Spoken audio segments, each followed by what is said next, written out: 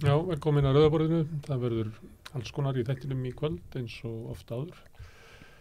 Aftast í þættinum að þá ætlar María að ræða við tvær konur stöðu svona háaldraðra í samfélaginu. Það var reynslu af því að sinna öldruðum aðstandendum sínum. Þær koma hingað Rannveig Ernudóttir og Jakobína Sigurðardóttir. Ég ætla líka að ræða við Kára Kristinsson, prófessor í Háskólann, aldursfordóma á vinnumarkaði. Það svona stöðu fólks á svona efri árum starfsævinar. Þetta tvennt svona hluti af framhaldsögu sem við höfum haft núna í þessari viku stöðu aldraðra og við munum halda áfram að fjalla þau mál í næstu viku. Það koma hingað á eftir tveir verkfallsverðir Eflingar og segja okkur frá fréttum úr verkfallsvaktinni. Ísak Jónsson og Sæþór Benjamín Randalsson. Það segja okkur hvað að vera í verkfallsvaktinni sem núna bara við Íslands hótel, sem með 7 hótel á höfuðborgarsvæðinu. En í næstu viku þá bætast við vöruflutningar á olíudreifingu, Skeljungi, Samskipum og svo fleiri hótel. Og þegar við erum búin að fara yfir fréttayfirlitið að þá ætlum við að fá hingað 3 manneskjur til þess að spjalla svona stöðun í samfélaginu. Hvaða þessir fréttir, hvernig það leggjast í fólk. Það svona átök í samfélaginu, harðnandi stéttabarátta. Hvernig meta það? Hvað er raunverulega verið að deila? Hver átökin í samfélaginu? Og það eru þau Þórhildur Þorleifsdóttir, leikstjóri, Ragnar Þór Ingólfsson, formaður VR, Birgir Þórarinsson eða Biggi Veira í Guskus að koma og diskutera aðeins. En við byrjum eins og vanalega á fréttum dagsins og það er María sem með þær. Já, herðu, það kannski eins og oft áður núna undanfarna daga Eflingarmál. Nú eru ganga ásakanir á milli verkfallsbrot, já, og Sólveig Anna hefur sakað lögmenn Samtaka atvinnulífsins að hjálpa eigendur Íslandshótela við að stunda verkfallsbrot. Já. Þannig og Íslandshótel segja þetta algjörlega tilhæfulausar ásakanir og já, þannig að Endur tók sig í dag það sem ég gerði í gær að verkfallsverðirnir komu að Fosshóteli til dæmis. Það var ekki hleypt inn. Það var ekki hleypt inn, grunurinn er það að þá sé verið að hleypa út verkfallsbrotum ykkur stöðs eða fela þá. Já. Því að þau segja að hótelið er í fullu starfi. Það er eins og að muni ekkert þessa 297 sem fór í verkfall. Sem frekar ótrúlegt. Já. En ég man það nú reyndar í fréttunum þegar var að tala við hótelstjórinn sem er hann að sonur hans Ólafs D. Torfasonar. Heitir eitthvað svona alveg öfugt nafnið, líklega Torfi Davíð Ólafsson. Já, eitthvað svoleiðis. Hann var að segja að þau voru að undirbúa sér til verkfallið meðal annars að fá aðgifta þjónustu við þvotta og aðra slíkt. Já. En mér skildist að þvottahúsið þarna í Fosshóteli væri á fullu og veitingastæði. Þannig að einhverjir að vinna í því þvottahúsi. Það er grunur það. Já. Þannig að Efling hlýtur að finna einhverja leið til þess að vera með sólarhringsverkfallsvakt. Já, einmitt. En það er svona tregða við að hleypa þeim inn og þegar þau koma þá eru tafir á því hvernig þau fá að fara inn. Já. Og það er frekar óeðlilegt. Já, það er það. Það er það. Já. Fleiri fréttir? Heyrðu, já, það var atkvæðagreiðsla á þingi núna að vísa útlendingamálinu til 3. umræðu. Já. Og já, fjallumörg þung orð Vinstri græna til að mynda frá stjórnarandstöðunni. Já. Almennt var það stjórnarliðar sem að greiddu atkvæði með þessu plús Flokkur fólksins og ég held nú reynda miðflokkur líka. Já, mjög líklega miðflokkurinn líka. Þannig að VFG hefði svo sem geta sleppt í að greiða þessu atkvæði. Þetta hefði farið ekki að hvað sem er. Já, þetta hefði farið hvað sem er. Þannig að það er meiri hluti fyrir málinu nær inn í minnilutan. Já, stjórnarandstöðuna. Þannig nú það. Já. Og það var hitt í þessu Já, undir ræðu Jóns Gunnarssonar, þá rauk Þórunn Sveinbjarnardóttir á dyr og skellti hurðum. akkurat, einmitt. Já, Þannig að fólk, það var svolítið þungið þarna. já, en það er þetta mikilvægt mál eins og stjórnarandstæðingar sem andmæla þessu máli segja, þá er þetta verið að skerða réttindi fólks. Já, Til þess bent á það að þannig með lögunum er verið að þeir sem að fólk getur orðið hér húsnæðis og matalust hér eða án réttinda og þess að getur til læknis og fleira. já, einmitt. Verið að búa til eitthvað svona, ég veit það ekki, veit ekki alveg tilgangin. Það bara, já, einmitt. Við erum oft farið yfir það að rökin til þess að setja þetta voru þau að hérna verið að flæða yfir tilhæfulausar hælis umsóknir, Já, en það hefur komið fram að svo er ekki. nei, einmitt. Það er líka komið fram að það er engin aukning umfram fólki sem er sérstaklega búið velkomið hingað frá Venezuela og Úkraína af stjórnvöldum. Einmitt. Þannig að Og svo er líka hægt að benda á það að við erum náttúrulega til dæmis að taka á móti sko ofbóðslega lítilli prósent af fólki frá Úkraínu með aðra þjóðir. Ég veit það var nú ekki þannig þegar ég skoði hérna ekkert í mönnum sumar. Ég held að sé þannig núna. Aha. Já. En það hefur ekki tvækkað komunum hingað. Það sem munurinn ef maður ber saman okkur og Norðurlöndin og það náttúrulega skerðu úr að við tökum svo mikið fólki frá Venezuela Já.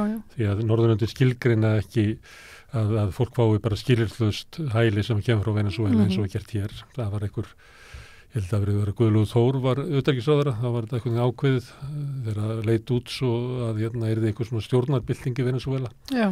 Og þeir situ uppi með þetta vegna þess að þegar þau reynda að breyta reglunum tilbaka og svo að það yrði að fara venjulega leið þá var það áfríðuna nefnd útlendingamála, eða kæru nefnd útlendingamála, ég man ekki hvort hún heitir, sem að sagði að það var ekki hægt að breyta reglunum svona nefn að færa rök fyrir því að hefði eitthvað breyst í Venezuela. Já. Og þau treyst þess ekki til þess. Nei. Þannig að sitað uppi með gamla ákvörðun og það koma hinga svona 750 manns í fyrra frá Venezuela. Það sem eru kannski bara miklu færri, það heldur sem fleiri sem kom til Íslands heldur en öll Norðurlöndin samanlagt sko. Já, út af þessu. Ef það væri svipað og væri Norðurlöndin þetta koma kannski 7 eða hlutastlega sko. Já. Þannig það er munurinn og svo er munurinn að hérna Norðurlöndin taka miklu meira fólki frá sem er svona alvarlega átakasvæði eins og svona Suður Súdan sem að ég held að sem bara enginn hafi komið til Íslands frá Suður Súdan. Það verður ekki. Og Róhingja fólkið og svona það sem eru svona það sem að flóttamanna hjálpin skilgrinni sem neyðarástand, Jemen, mjög, ég held að bara örfáir komið hingað frá Jemen. Það er miklu, Norðurlöndin taka miklu meira að fólki frá svona svæðum sem að einhvern veginn kom ekki hingað sko. Það fjölgaði mikið í fyrra fólki frá Palestínu, kannski það tengt hérna, stjórnarskiptum í Ísrael. Þannig að hvað myndir þú gera þú verið palestínumæður í Palestínu? Það er bara, fólk hlýtur að fara að hugsa það bara að koma sér í burtu. Já, þetta er náttúrulega bara hryllingur. Nei, ég meina þetta er náttúrulega bara alls það sem er stríð. Þannig að hérna, og ég tala nú ekki um það sem er verið að fremja einhver svona þjóðamorð af fólki. Já. Það er náttúrulega bara ekki þetta að tólka öðru sig. Jæja, áfram, Seðlabankinn. Heyrðu, Seðlabankinn. Það venst ekki vel þessi vaxta? Nei, hún venst ekki vel. Og frá því að... Og þó, það er ekki alltaf skipta þessu sko. Það er eiginlega komið einhverjum á óvart hækkunin. Nei. En það var bara hvernig þetta var kynnt sem einhvern veginn fer í taugarnar á öllum sko. Já, mér er þess að Bjarna Ben. Já, fyrir taugarnar öllum. Já. Og hérna með hagdeldir bankana, hérna, hún var heldur góð á fundunum, ég bara mann ekki hvað hann heitir sem er hérna frá hagdeld Arjóbanka. Hún var góð á fundunum, spurði hérna spurningar sem að þau reynda svöruð ekki. Því að það er raunverulega sko, að þau sérst ekki vera að hækka vexti út af verðbólgunni sem að var, heldur er þetta verðbólguhorfur sem eru meiri. Og hún var að reyna að spurja sko, hvað þyrfti eiginlega að gerast til þess að myndu ekki hækka næst. Því að horfurnar er ekkit sérlega góðar og það heldur sérlega ljóst að það mun hérna hækka næst. Hún spurði líka sko, nú er sagt að taki 12-18 mánuði fyrir hérna vaxta hækkanir að virka. Teljiði að hækkunin sem var í júli sem byrjaði að virka og þau einhvern veginn svöru því ekki. Nei. Þannig að en þetta svona þau voru með eitthvað að vinnumarkarnar og ríkisvaldi hefði skorað sjálfsmark. Þetta er flestir ekki að skora sjálfsmark. Nei, ég segi það svona þetta fór ekkert vel í neitt sko. Nei. Að þú verður að kynna þetta með svona hálfgerðri ég veit ekki sko. Ásgeir sagði þess ekki af hverju hann fagnaði kjarasamningunum síðan tíma en sagði þið væri vondir í dag. Já, nei, einmitt. Hann var ekki með neinar. Hann var ekki með neinar útskýringu. Nei. En þetta svolítið svona það er búið að vera allar þessar vaxtahækkanir núna á síðasta árið hafa einhvern veginn komið mjög skringilega frá honum, finnst mér. Já. Hann sagði í október að nú væri þetta komið. Já. Síðan komið sér óvænta hækkun hann 0,25 í nóvember, beint hon í samningana, sprengdi það upp og það var samið og þeir fóru á fund til hans til þess að reyna einhvern veginn að skynja það annað, það getur ekki lofað að hækka ekki vexti því að það getur ykkur alls konar aðrar horfur breyst. En þau upplöðu það að það væri að þessi hækkanir sem samið var væri innan marka. En svo hækkar hann þetta núna 0,5 og hann að segja að það mun hækka meira. Já, hann eiginlega búin að segja það. Og hann haldi áfram að hækka. Og Bjarni Ben, hann gagnrýndi þetta þannig að hann sagði að það verið braugljóst að Seðlabankinn hefði misreiknað verðbólguna aftur og aftur. Hann hitti aldrei réttu tölvuna, hann var alltaf eftir verðbólguna. Þannig að raunverulega þá hefðu kannski vaxtahækkanir það hefði ekki verið nóg hraðar, vildi að menna. Síðan held ég eitt sem að mættir skoða, því hann Seðlabankinn byrjaði að hækka vexti fyrir 18 mánuði eða gummut og hvað, mjög langt síðan. Og síðan gerðist ekki neitt. Síðan í haust og þá byrjar að draga úr hækkun húsnæðisverðs. Ástæðan fyrir því ekki vaxtahækkun. Ástæðan fyrir því að þá lét Seðlabankinn en önnur deild í honum, fjármála stöðuleika deild eða eitthvað. Breytti reglunum lánaúthlutvanir. Þannig að þú færð minna lánað, þetta var að hærra minna veðhlutvall og þannig að það eru færri sem geta tekið lán. Akkurat. Og þá var bara klippt út. Ég held að sé þannig að fyrstu kaupendur, það er ekki til íbúðir fyrir fyrstu kaupendur sem eru á miðlungslunum. Það er ekki framleita svona ótrúð íbúðir þannig að þau standist greiðslumatið á þær. Og það er fólk bara klift út á markanum og þess vegna byrjar hann að svona högta. Sko. Já, akkurat. Þannig að ég held að við erum með myndband hérna sem þú síðan aftar í þættinum, þar sem hann Jökull Solberg hefur tekið saman, þar sem hann ætlar svona að reyna að draga í efa að vaxtahækkanir hafi árangur. Hann reyndar að fjalla svolítið sko að hafa húsnæðisliðin inn í það sé verið elda skottað sjálfum sér einhvern veginn. Kíkjum á það eftir. Já, kíkjum á það eftir. En við erum með fólk til að tala í umfréttir dagsins, þannig við erum að fara að vera fljótt. Já, herðu, þú vöntun á vinnuafli. Já, þú skrifaði grein vöntun á vinnuafli. Það er nefnilega samstöðuna. Ég held að fólk eigi að fylgjast með þessu. Því að Hagstofan tekur saman í eftirsókn fólks fyrirtæki eftir vinnu og á síðasta ári, ég tek bara byggingariðnaðinn og fjölgaði störfum þar held ég um 4.000 en það vantar ennþá 1800 manns í vinnu þannig að það næri ekki að uppfylla það og þess vegna eru verktakarnir sem þeir eru í vandræðum að klára þau verk sem eru með þannig að fólk að hafa það í huga þegar stjórnmálavinni koma fram á svona blaðamannafundi og að kynna sko stórfellt átaki hinn og þessu og þjóðarhöll og uppbyggingu húsnæðis bara í öllum byggðarlögum að það er ekki fólk til þess að vinna þetta. Nei. Og það sem er sérstakt við þetta er kannski það að Ísland tilheyrir 500 milljón manna vinnumarkaði. Þannig að það er ekki allir að vinna af þessum 500 milljónum, en það eru 500 milljón mann sem búa í Evrópska efnahagssvæðinu. Og það dugar ekki til þess að fylla upp í þörf fyrirtæki á Íslandi. Nei, og það bendir til þess að kjörin hérna er ekki nógu góð til þess að draga fólk. Það er liðin tíð að fólk í Póllandi fór til Íslands til þess að vinna hér á tökstum. Af því að það er bara munurinn á lífskjörunum er ekki nógu mikill til þess að ég sé að rífa mig upp að heimann og frá fjölskyldum minni og vinna hérna í þessu, þeir eru á annir vetrinu svo í Póllandi, en svona vinna það sem að er ekki hort á mig eins og fullgilda meðlim í samfélaginu. Þannig það kemur ekki og þess vegna er SA núna að sækjast fram og vill fá leyfi til þess að flytja hér inn vinnuafl utan ES og fara þá bara lengra og dýpra að leita fólki sem að lítur á að kjörin sem eru boðið upp á Íslandi séu góð. Þannig að það var bara að fara að finna þræla í sjálfur sér. Já, í staðin fyrir að hækka kjörin. Já, þetta er svakalegt.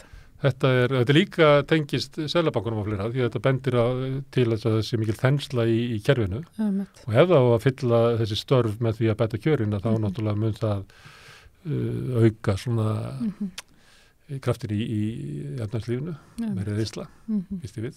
En ég held að fólk eigi að fylgjast með þessu, ekkert síður heldur en svona verðlagi, þótt að ég náttúrulega fylgjast með verðlagi. Já, einmitt. Nei, var þetta ekki, þú kom til tals eitthvað hérna hjá Grunddaginn líka, varandi byggingu Nýs Landspítala, man ekki alveg í hvaða samhengi. Jú, ég hafði, dóttir mín var á barnadeildinum eftir áramótum og ég labbaði alltaf framjá, það var ekkert að vera þar. Já. En það eru Portúgalar sem að vinna þar. Já.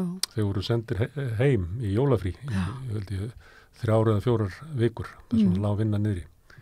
Það var í fréttunum daginn að þetta væri komið í gang aftur og þetta færi eftir áætlunum. En áætlunum þegar skóflustunga var tekin af spítalunum, þá átti Landspítalinn tilbúin á næsta ári. En nú talað 2028, þannig þetta ekki eftir áætlunum. Þó að menn kom í fréttum að segja þetta eftir áætlunum. Það var bara áætlun sem gerði í gær. Sko. Þannig engin vand að vera eftir áætlunum frá því gær. Nei. Og þeir náttúrulega bara hafa kannski ekki mannaplan í að halda áætlun. Nei, það er bara staðreind. Það er alls konar verk sem högta, það er bara vantar mannskap. Það munar það í íslensku samfélagi að vantar 800 manns til þess að smíða hús. Fólk vinnur fyrir því. Já. Akkurat. Það eru ég held að sé nærið í 10% af þeir sem að vinna í þessu. Það vantar 10 eða svona 8%. Það vantar svona 12 hvern mann. Það sést fljótt, sko. Já. Herðu, Kvika og Íslandsbanki. Já, Íslandsbanki segir já. Við bónorðinu. Já. Þetta náttúrulega, ég veit að við erum spennt á áður, sko, að svona eru hlutinni gerður í Íslandi. Það var eftir hrun átti að endurmeta fjármálakerfið og setja nefndir í það og almenningu var spurður, almenningu sagði að það verður að hemja þetta dýr, það er allt og dýrt, þetta vaxtamunur og mikill, ekki selja bankana, það sem stjórnvöld gera þau eru að selja bankana og þau gera ekkert í því að hemja vaxtamunin eða temja þetta dýr, heldur komaði bara í hendunar á Kviku, þar sem að stóðir eru gerandi aðilið sem að ætlar að bara blóðmjólka þetta sem mest. Já. Þetta er náttúrulega tótal stjórnleysi. Þetta við fáum svona skýrslu einkavæðingu bankana mjög fljótlega, svona svipað fiskildiskýrsluna. Já, svona einhverja svarta sem einhver var að líka við hrun skýrsluna um daginn. Miklunar í húsinu, það er ekki komið mikla í MS núna. Núna var að koma mikla í MS, jú. Nú komið það framhaldsskólanum, hugsa ég bara. Þannig að Er það einn frétt í lokin með Margréti Friðriksdóttur? Margréti Friðriksdóttur og Semu. Margréti er þess að dæmt fyrir að ráðast að Semu Erlu. 12 mánaða fangelsi. Fær 12 mánaða skilorðsbundið fangelsi. Það er ekki setið af sig nema hún gerir þetta aftur. Já. Hún rópaði aðeins, hún ætlaði að drepa hana. Já. Kalla hana bitch. Já. Og tík og eitthvað. Já. Einmitt. Þau eru skoðan á þessu? Ég er bara daldið þetta er náttúrulega nokkur ára gamalt mál, sko. Mjög gamalt. Og taka svolítið langan tíma. En það var verjandi sjálfstæðismæðurinn Arnar Þór Jónsson eða ekki, sem er varaþingmaður. Nú var það? Málfrelsismæður, hann var verjandi. Hann var verjandi? Saman. Já. Verjandi en að Margrétar. Já. Þetta var náttúrulega svona rasísk árás, sko. Ég held að þannig að ég er svona svolítið ánægð með að það sé dæmt í svona máli, sko. Ég verð að segja það. Herru, en við látum þetta duga. Við ætlum að snúa okkur að fréttunum í dag. Við ætlum að skjóta inn örstutum verkfarsvörslu fréttum eftir örskamastund.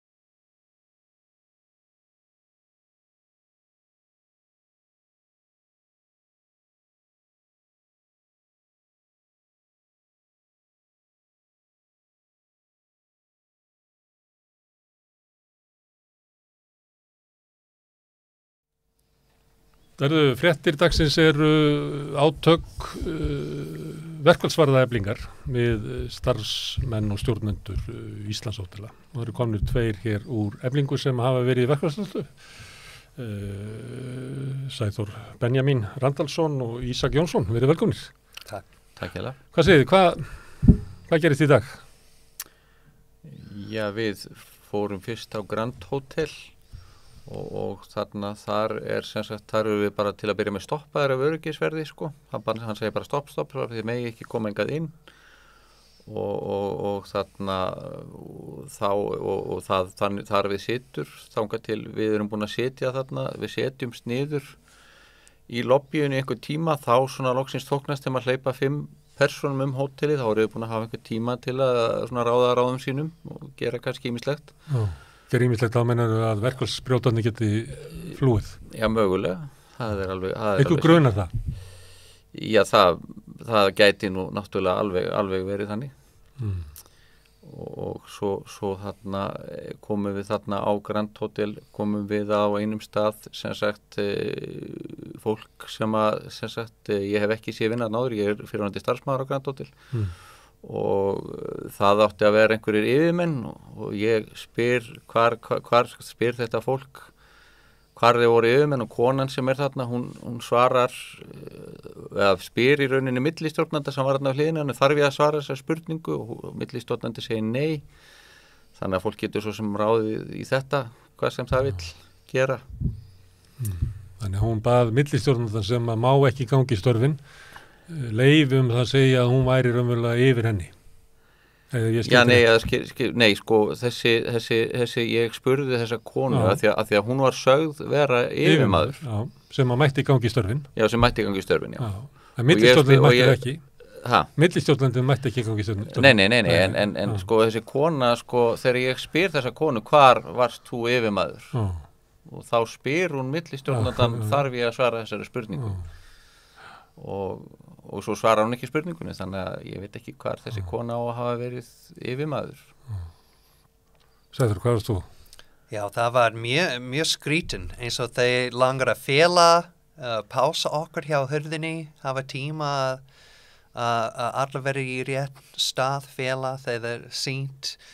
Það var alltaf einhver með okkar, þeir langar að lefa bara 2 að fara inn, sem oft þetta er bara ofstór vinnustað að fylgjast með bara 2. Og margar hæðir og þannig að það er mjög erfitt að ykkur yfirsýn. Já, en það var líka ekkert nauðsynlegt sem ég hef hert. Þetta er alltaf mjög venjulegt, fólk mætir, skoða að enginn er að vinna og svo fara. Og þetta er fyrst sem það hefur verið svo mikið vesen.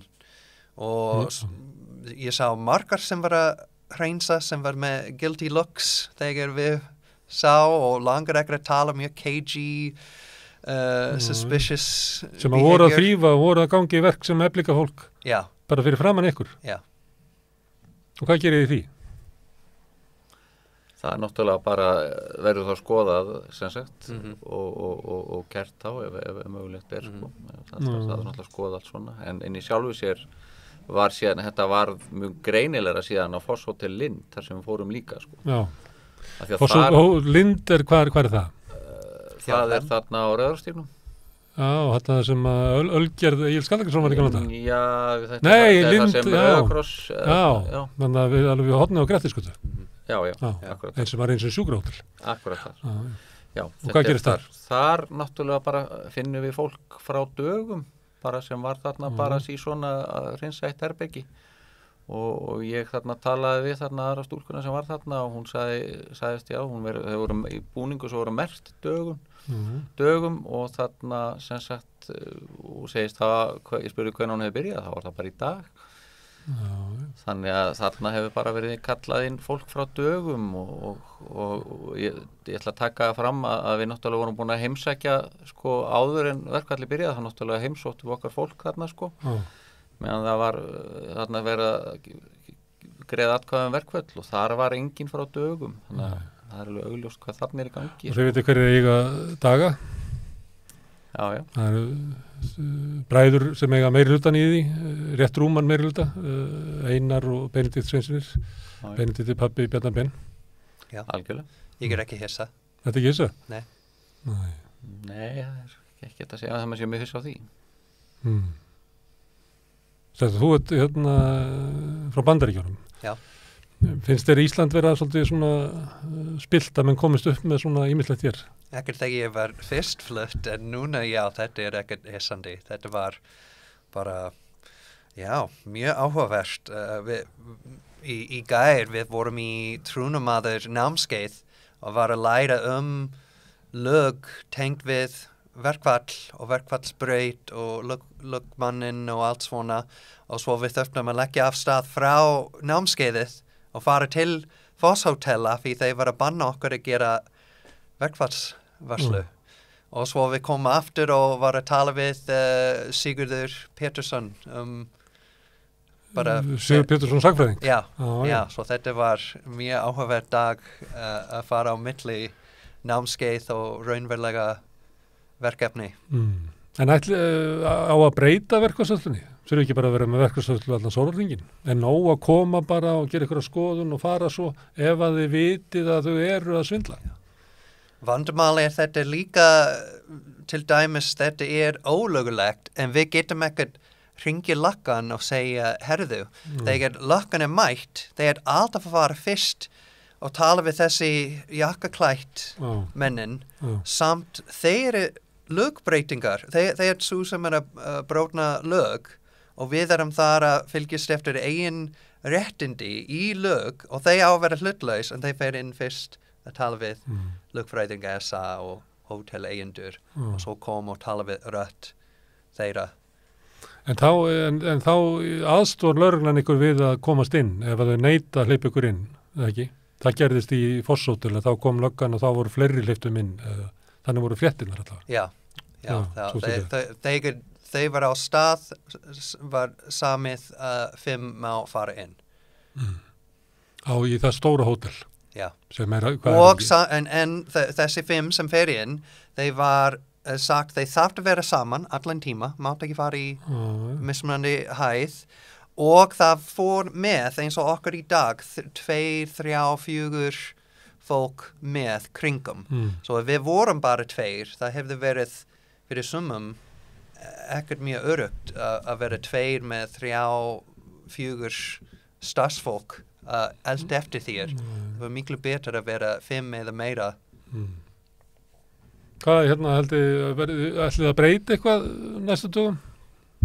Fjölga í verkfallsvaktinni? Hvað er þetta að gera?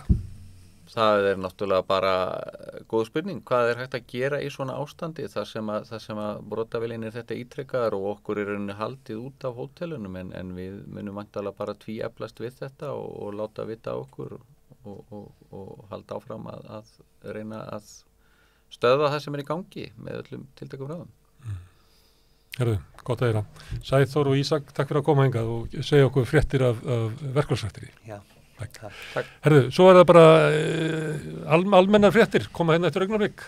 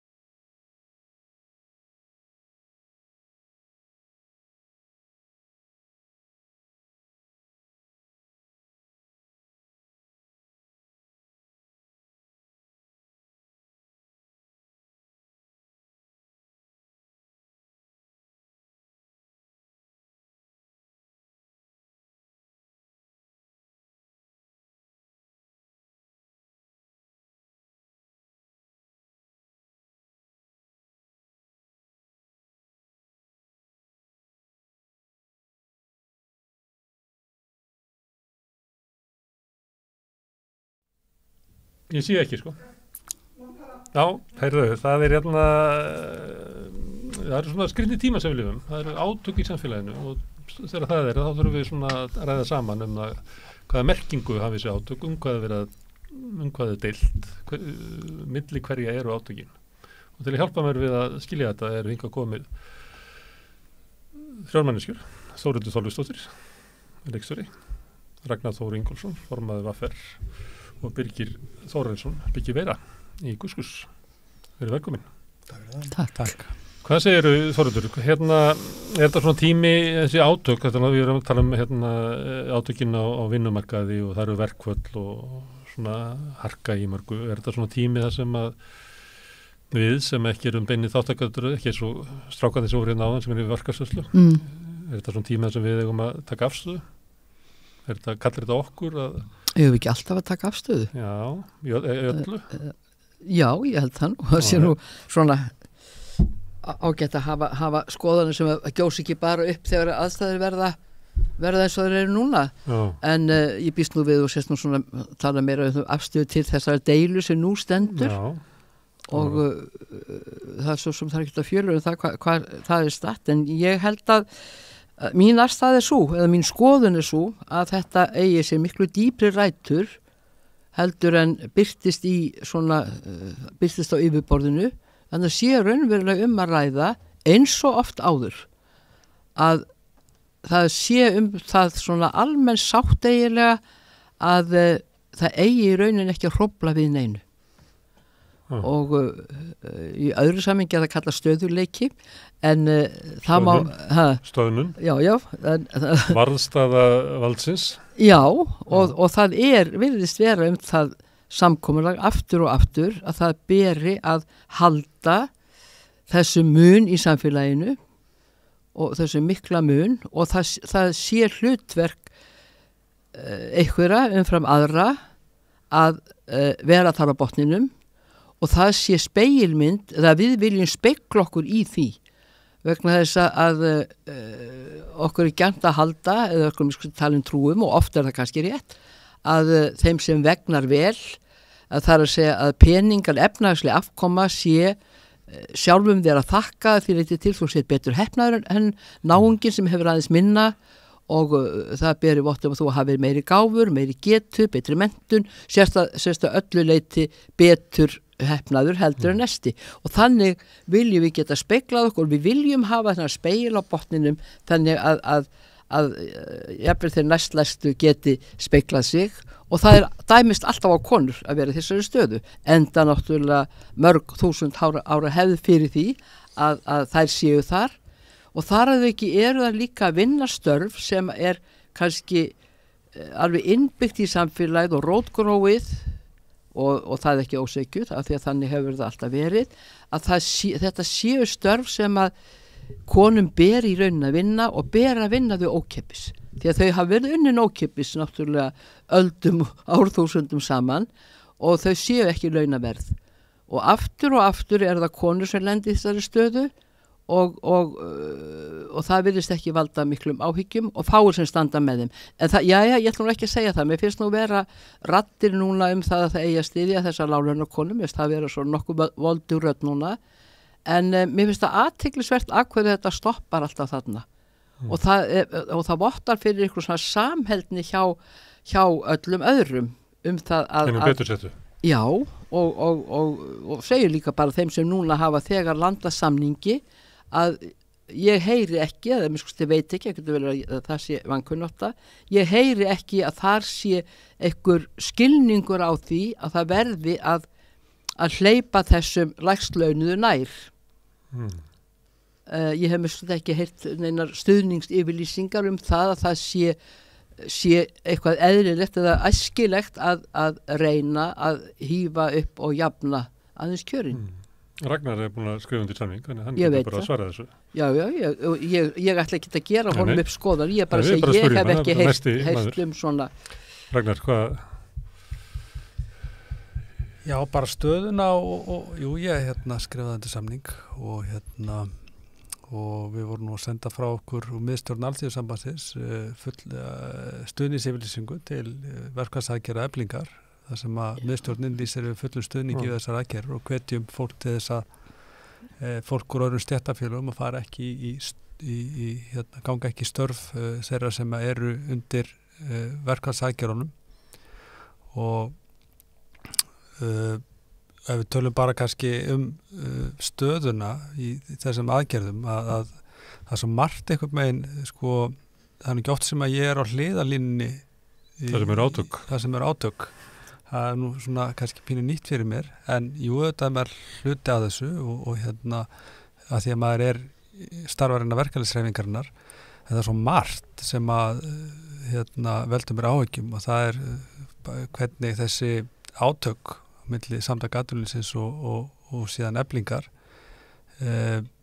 þetta er einhvern veginn sett fram eins og þetta sé einhver nýlunda eins og þetta hafa bara aldrei gerst áður að stéttarfélag fari átöku að verkföll þegar þetta hefur nú bara verið reglan fyrir einhverjan undantekningi ég bara tökum síðustu 3 kjarasamninga sem að VFR hefur gert að 2019 þá boðuðu verkföll þau fóru í atkvæðagreiðslu og við vorum búin að fara fyrsta sólarhringin í verkföll áður en við fengum sko viðsemjendur að borðinu með einhvern motta samningsvilja. Sama gerist árið 2015 þá boðaði VFR til verkfalla og það var kosið þau og þau voru samþykkt með góðu meirihluta sem að svona hefur verið erfiðara fyrir okkar félag, það er svo óbúslega blandað bæði, við erum allt mentastig allan tekjuskalan og allt þar á milli og það voru verkfallsboðin sem átti að enda í allsherjarverkföllum. Við vorum á þessum tíma efla okkar verkfallssjóði og svo framvegis færa á milli sjóða og þannig að mín reynsla er svo að við hreyfum lítið við samtökum atvinnulífsins öðruvísina gangarinn alla leið og þá fyrst er þetta að gera eitthvað og nú er þetta svona svolítið málað upp eins og þetta sé eitthvað alveg nýtt og Sólveig og Efling sig algjörlega alandi og óferjandi og þetta er mjög persónugert mjög svo og það er mjög dapurlegt vegna þess að þarna er verið að fara gegn grundvallar réttindum launafólks sem að þessum grundvallar rétti að fara í verkvöld til þess að ná fram kjarabótum og sigrum sem að hafa unnist í kjarabáratunni sko árum og áratugum ekki árhundruðum síðustu og það er langur lista af stórum sigrum og það þurftur nú aldeilis að hafa mikið fyrir því að ná þeim réttundu fram sem við teljum sjálfsögðu í dag og sem betur fer hafa bæði landssamböndin bæði hjá hennum opinbera og síðan alþýðusambandið stíði fast niður og stutt þessar aðgerðir mótmælt miðlunartillögunni sem var lögð ofan í atkvæðagreiðslu stutt aðgerðirnar fordæmt aðgerðir eða íhlutun ríkissáttasemjara og véfengt lagalegt gildi þeirra og ég hef nú séð og tala við okkar færustu sérfræðinga bæði innan VFR og alþýðusambandsins og það er allir sammála það að þarna er bara þarna er ríkissáttasemjari bara á verulega gráu svæði og svo líka til dæmis orðræðin að það er eins og manni finnst eins og hún Sólveig sé ekki nú að fín fyrir ákveðin þjóðfélagshóp og hvaða hóp? Já, bara til dæmis eins og feministar hafa stigið fram og svona verið að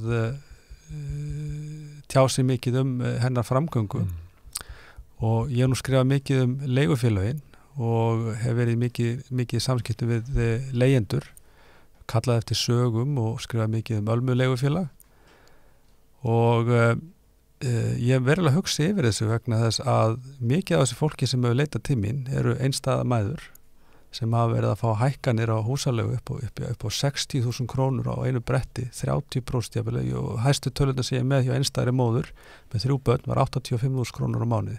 Hækkun á einu bretti. Bara hækkun á einu bretti.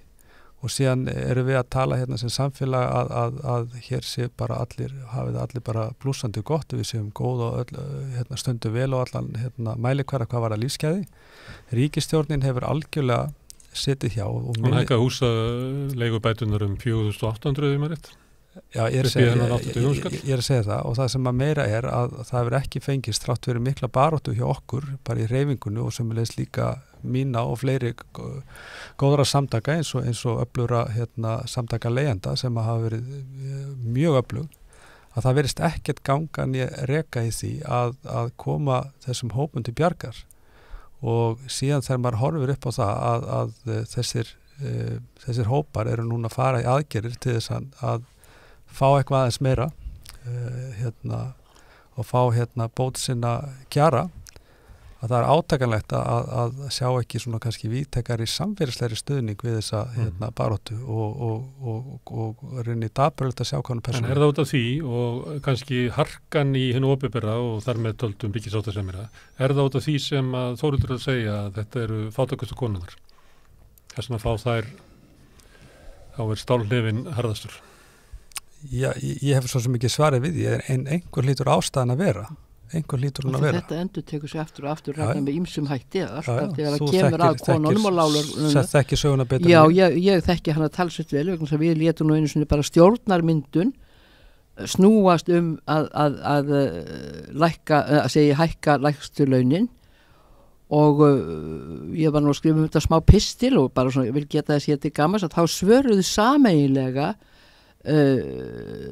forseta ASÍ og formaður hér það líklega þá hjá vinnuveitandasambandi svo þau hér þá, þeir skrifuðu sameiginlega bréf þar sem þeir sögðu að þessi lögmál hefðu gilt frá því á dögum Mesópótamíu og ég er ekkert að grínast, þetta bara settu þeir niður í fullri alvöru sem sagt ekki að raska neinu vegna að þá eins og nú hverjir voru það sem voru lægstir, það voru þetta konurnar og þetta hefði verið sem við lögðum til að það erði sett bara lög lægstu laun og þá hefðu láglaunakonur hækkað í stórum stíl. Nei, svona hefur það verið frá því Mesópótamíu og við ætlum ekki að breyta þessu. Og þetta er svona enn þann dag í dag.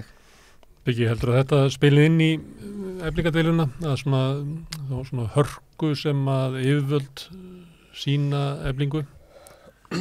Sko, eða við erum náttúrulega bara lifum í samfélagi sem er alltaf bara keyrt, þetta er bara þrotabú nýfrjálsökunar sem við búum í og maður sér það bara á fréttum bara varðandi fiskjaldið og byggingareina að það er bara það er bara eins og þetta sé villta vestrið sko. Það er allt einhvern veginn virkar einhvern veginn svona eins og sé bara eitthvað ákveð stjórnleysi í þeim skilningi að það er ekki, það er bara verið að tæta allt upp svo að þetta græða meira og þannig að það er bara best að hafa bara allt í upplausn, ekkert eftirlit og bara það er villavestri, þá ræðir þá sterki og ríki. Já, flytja bara inn fólk og reyna einhvern veginn að hafa réttinda fólki í bæði með því að takmarka upplýsingar og alls konar svona hluti. Maður sér bara þessa eflingandeilu þannig að sko samningarnir var ekki 2019 þegar náðist þá náði Efling mjög góðum árangri með sínum verkfallsaðgerðum. Það var lífskjara samningar á 2019, síðan fór Efling í 2 verkvöld, annars var eitthvað Reykjavíkurborg og hins vegar sveitafélögunum í kring. Og náði bara mjög góðum árangri. Og sko ég held að þetta hafi bara valdi bara þessum styrr, skilur, og meðan við hvernig þróun þessar kjarasamninga hefur einhvern veginn verið, þá finnst maður bara eins og þetta hafi verið svona hálfvegis verið stilt upp svona að Efling er bara skilin eftir, bara hafa fyrir utan, klára restina og svo verður bara slátrað, skilur, fattar við. Og mér finnst þetta bara vera, það er bara senan sem er í gangi og þess vegna finnst mér bara mjög mikilvægt að aðrir hagsmunaaðilar, vinnandi fólks, bara sjáu þetta, skilji þetta og styðja hann 100% og fari bara verið með læti í staðin fyrir að leyfa einhvern veginn samtökum með atvinnulífsins og þessu meðvirka liði á RÚV einhvern veginn að stjórna umræðin það að þetta sé nú bara alveg fáranlegt að þessi erfiða kona sé einhvern veginn að leiða láglauna fólki í glötun, skilur og þannig að ég sé þetta kannski bara þannig að þetta sé mikilvægt uppgjör sem kannski bara að eiga sér stað, hvort að atvinnur ná einhvern veginn að kneseta almenning í raun og veru. Það er eitt merki að til dæmis ályktanir ASÍ og fleiri hafi haft áhrif að það er þetta samkomulag sem að sáttasemjari gerir við Eflingu að bíða eftir Landsrétti. Já, hann var búin að senda inn tilkynninguna og svo einhvern veginn áttar hann sig á því að hann hefur ekki stuðning einhvern veginn í samfélaginu til þess að senda lögguna á Eflingu og gerir þá samkomulag að byggða á kröfum Eflingar að það veri beðið eftir Landsrétti. Heldur þetta oftúlkun hjá mér, Ragnar? Nei, ég held ekki. Ég held að hvað ég segja, viðbrað verkalýðshreyfingarinnar og stuðningur við orðin bara gagnrýni á ríkissáttasemjara hafi haft áhrif. Ég held það. Já, hann hefur nú ekki fengið mikið af stuðningsyfirlýsingum ríkissáttasemjari. Hefur hann ekki fengið? Nei, ekki svona. Og hann hefur fengið frá Ásmundi Stefánssyni og Láru Vaff og... Já, en ég verður að meina svona það sem er svona einhvern veginn liggur í loftinu. Hann hefur fengið mikil stuðning frá fólki sem er hætt í verkalýðshreyfingunni en ekki fengið neitt stuðning frá verkalýðshreyfingunni. Við erum alltaf hópurinn sem hefur verið með að taka afstöðu gegn ríkissáttasemjara með þessi ákvörðun. Já, ég veit. Þetta er allt hóparnir sem að hann þarf að vera í samskiptum við og þannig ég held að þetta hafa haft áhrif og ég get tekið undir með Bygga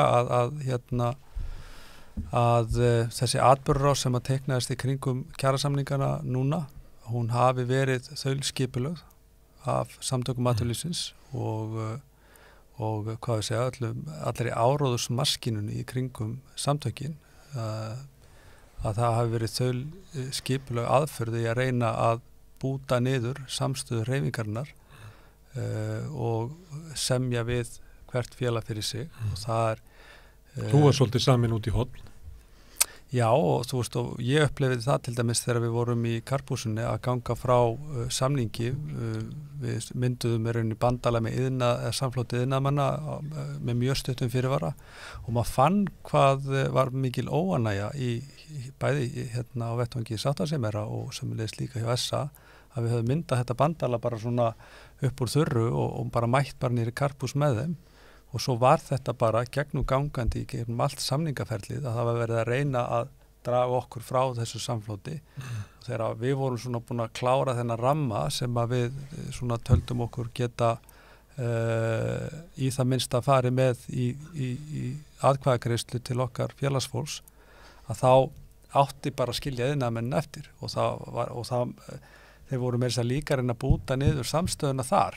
Þetta var ótrúlegt að vera að vitna að þessu hvað þetta var skipulagt. Þannig að þú hittir alveg naglan á höfuðið þarna að þetta var þaulskipulögð aðför að samstöðu hreyfingarinnar og sem betur fer að þá held ég að ég var nú að vinnufundi miðstjórn Alþýðusambandsins í vikunni.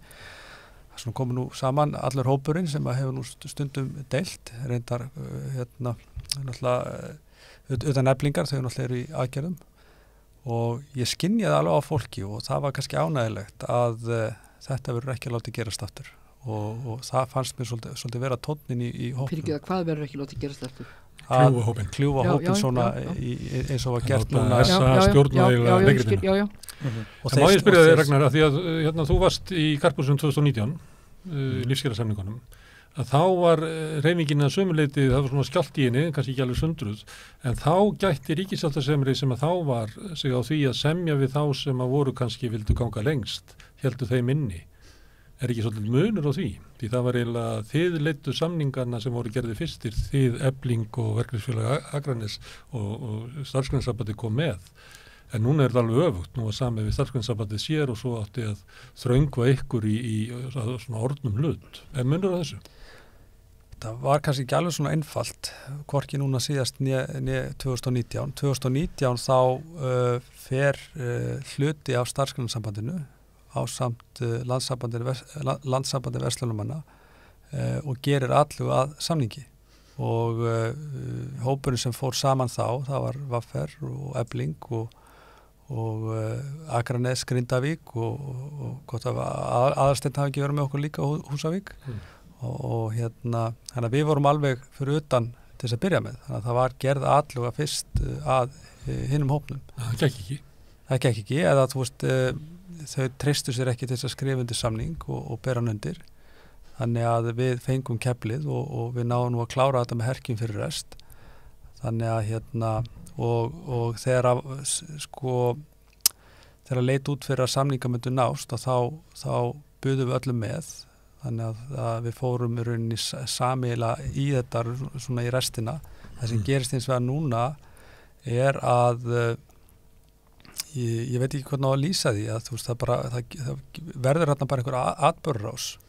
Auðvitað hafa öll félög frjálsan samningsvilja, það ekki að segja að þú veist SGS hefur alveg mikið rétt til að semja eins og við og ég kannski ekki bara oft verið í þeirri stöðu að þurfa að koma eftir öðrum, við höfum yfirleitt leitt þessar viðræður og svona sett fyrir ekkar línurnar heldur en að koma eftir á en svona eftir á hyggja að það kannski kom svolítið í bakið á okkur hversu skipulagt þetta var og við verðum bara að læra af því og sjá til þess að svona lagi geti ekki komið fyrir aftur.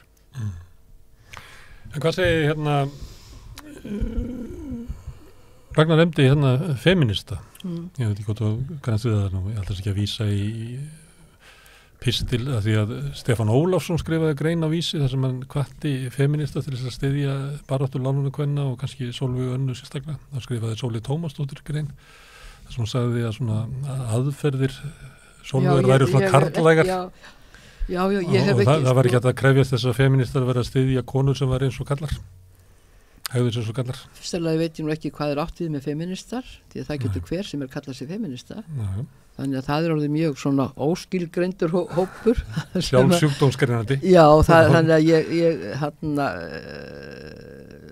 ég getur ekkert sagt að það sé hægt að ætlast til þess að öllum, eins og málum hátt að öllum feministum, ég meina það fullt af fólki í sjálfsagt í samtökum atvinnulífsins sem kalla sig feminista. Þannig að ég veit ekki alveg til hver verið að tala. Ég held að þetta sé nákvæmlega það, þetta svo, feministar einhver hópur sem ekki einhver þröngur hagsmunahópur, þetta bara mjög breytt yfir kvenkynnið allt saman ég getur feministi án þess að styðja láluna. Það virðist vera. Finnst þér það trúlegt? Nei, mér, það samfæri mig ekki, skilurðu, en þannig farið að nota orðið og þar með að gera það bitlaust. Að það geti bara hver sem er staðið og sagt að ég er feministi. Ok, þannig að ég ætla að fara eitthvað þræðs, þetta fer náttúrulega bara eftir þú veist, hver baráttan er hvaða réttlæti verið að reyna að leiðrétta. Það getur vel verið að einhverju fólki finnist eitthvað bara eðlilegt að sé bara mikið launabil og eitthvað svona og það komi eitthvað svona kjarna kvenréttindum ekki beint við. Það sé svona bara eitthvað vinnudeilur og það að konur séu svona búin að vera að sinna einhverjum láglaunastörfum og það sé ekki alveg það sama eins og þær að berast fyrir með einhverjum svona réttindum að bara koma, að hafa eitthvað jafnt í einhverjum stjórnum félag og eitthvað annað, þannig að fólk sér þetta kannski bara mismunandi hvað er mikilvægt í kvenna baráttunni og auðvitað munu einhverjum og það er búið að fletja það allt afskaplega mikið út, finnst mér. Þetta er ekki svona þegar þú varst í kvennalistanum?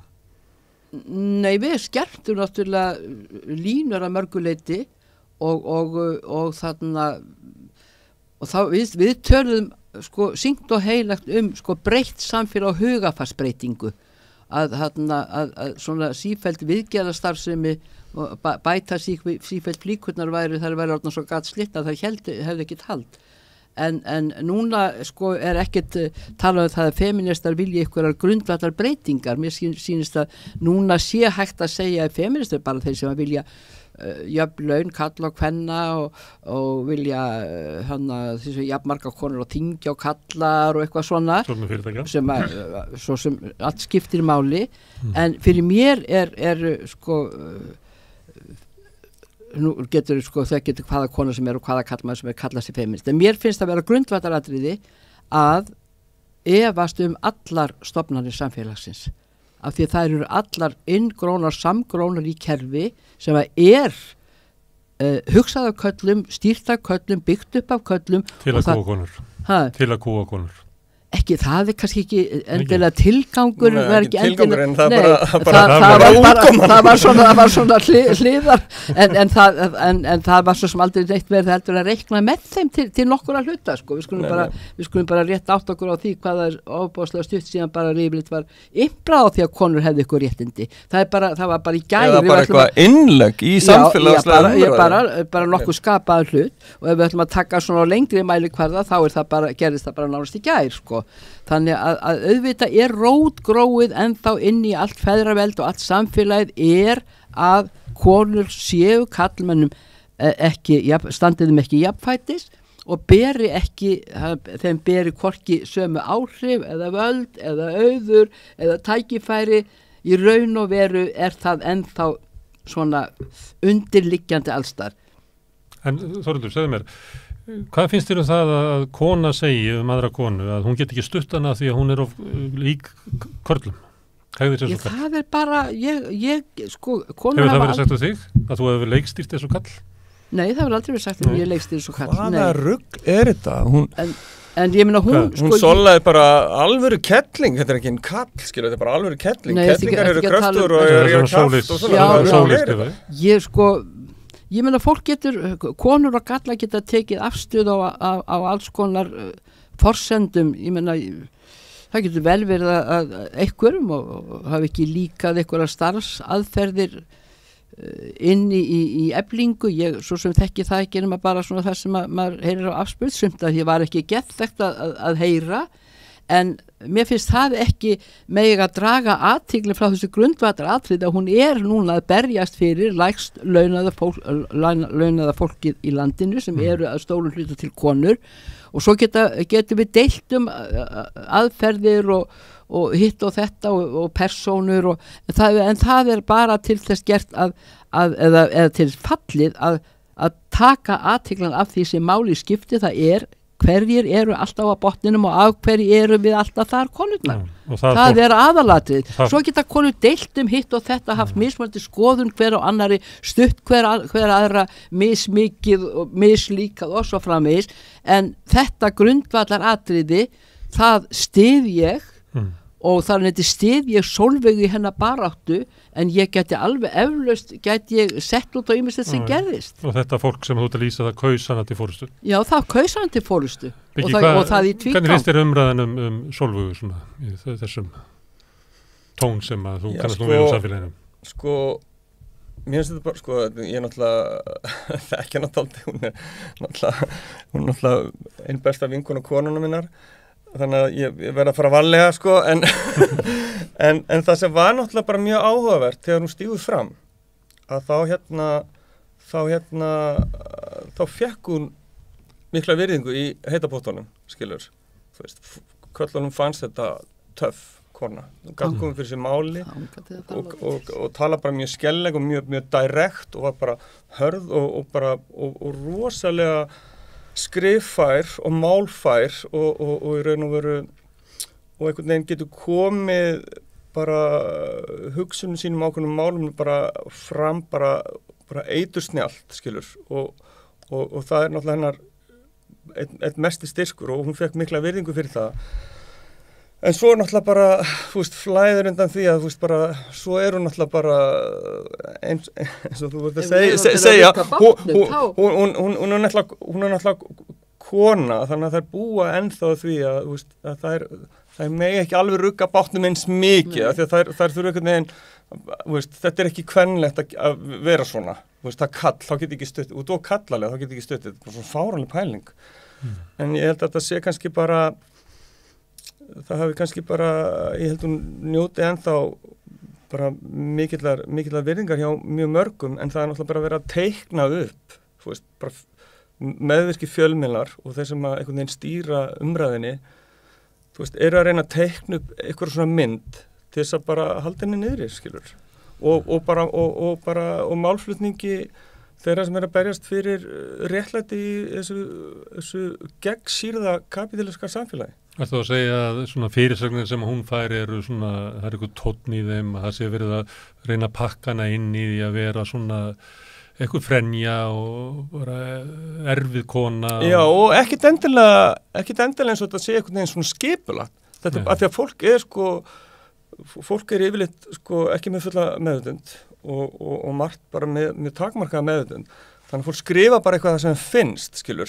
Og finnst það bara rétt, það er ekki svona, ég ætla að skrifa eitthvað vont Sollu núna, heldur að skrifa bara eitthvað sem þið finnst og setur það bara fram, en það sem þið finnst kemur úr þessari ferðardis hugmyndum að hún eigi ekki að vera svona óheflu, hún eigi að vera eitthvað neginn öðruvísi að því að eitthvað. En þetta er bara eitthvað svona tilfinning sem að fólk einhvern veginn lætur frá sér í einhverjum meðvindaleysi, skilur mig. Og þannig finnst mér bara umræðan og sérstaklega bara eins og Rúf og Silfrið, þetta er bara eins og fólk sé ekki með meðvind, skilur. Bara sé ekki skoða bara raunveruleikan aðeins dýpra heldur en bara í eitthvað svona þvælu. Það er ekki þetta að horfa fram hjá því að auðvitað fá konur allt aðra. Það eru dæmdar allt öðrum hætti heldur en kallar. Það væri blindar og heyrnarlausa manneskjur sem að segja að svo væri ekki. Og allar konur sem hafa stigið fram með einhverjum hætti og þótt sterkar og hæfar og ákvæðar svo er búið til alls konar orð, að þeim má ekki skrika fótur þá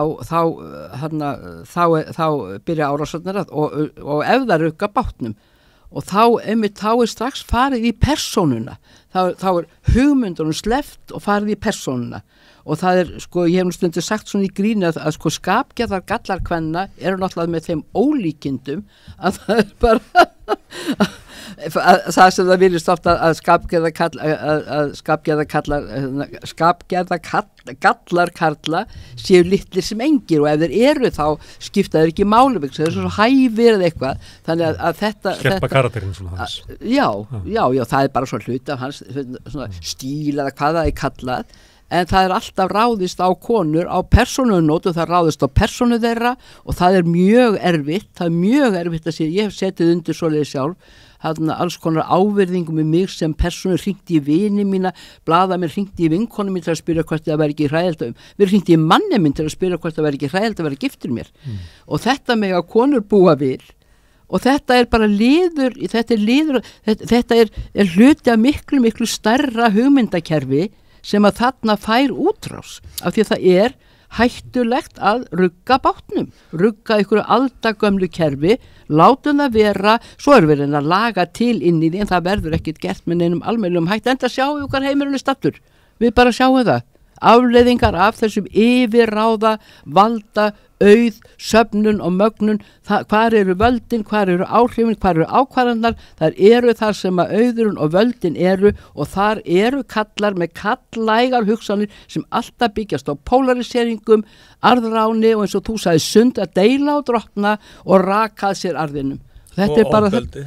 Ofbeldi er náttúrulega megin stóðum feðraveldisins. Þeir hafa sífellt gengið fram myrðland og drepandi öldum saman hver annan, konur og börn og núna náttúrulega með afgerandi hætti náttúrun ofbeldi. Þannig að ofbeldi er ein megin stóð feðraveldis samfélags, kapitalist feðraveldis samfélag.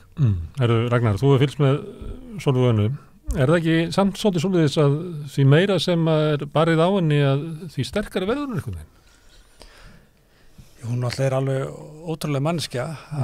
Þú veist, ég hef... Hún stendur sterkt í dag, finnst mér allavega. Já. Ég kannski lokar í ykkur búblu. Hún bara styrkist, held ég, og styrkist við mótlæti. En það sem að, eins og ég kom inn á áðan, þegar ég einhvern veginn sprengdum upp þessa umræðu, varandi þetta, að það er einmitt hvernig orðræðin er stýrt og það var það sem að ég vildi svona koma á framfæri að viðmælendurnir eru alltaf svolítið hvernig finnst þér Sólveig og hvernig finnst þér hún vera og er hún ekki alveg ómöguleg og svoleiðis. Er ekki óskaplega erfið?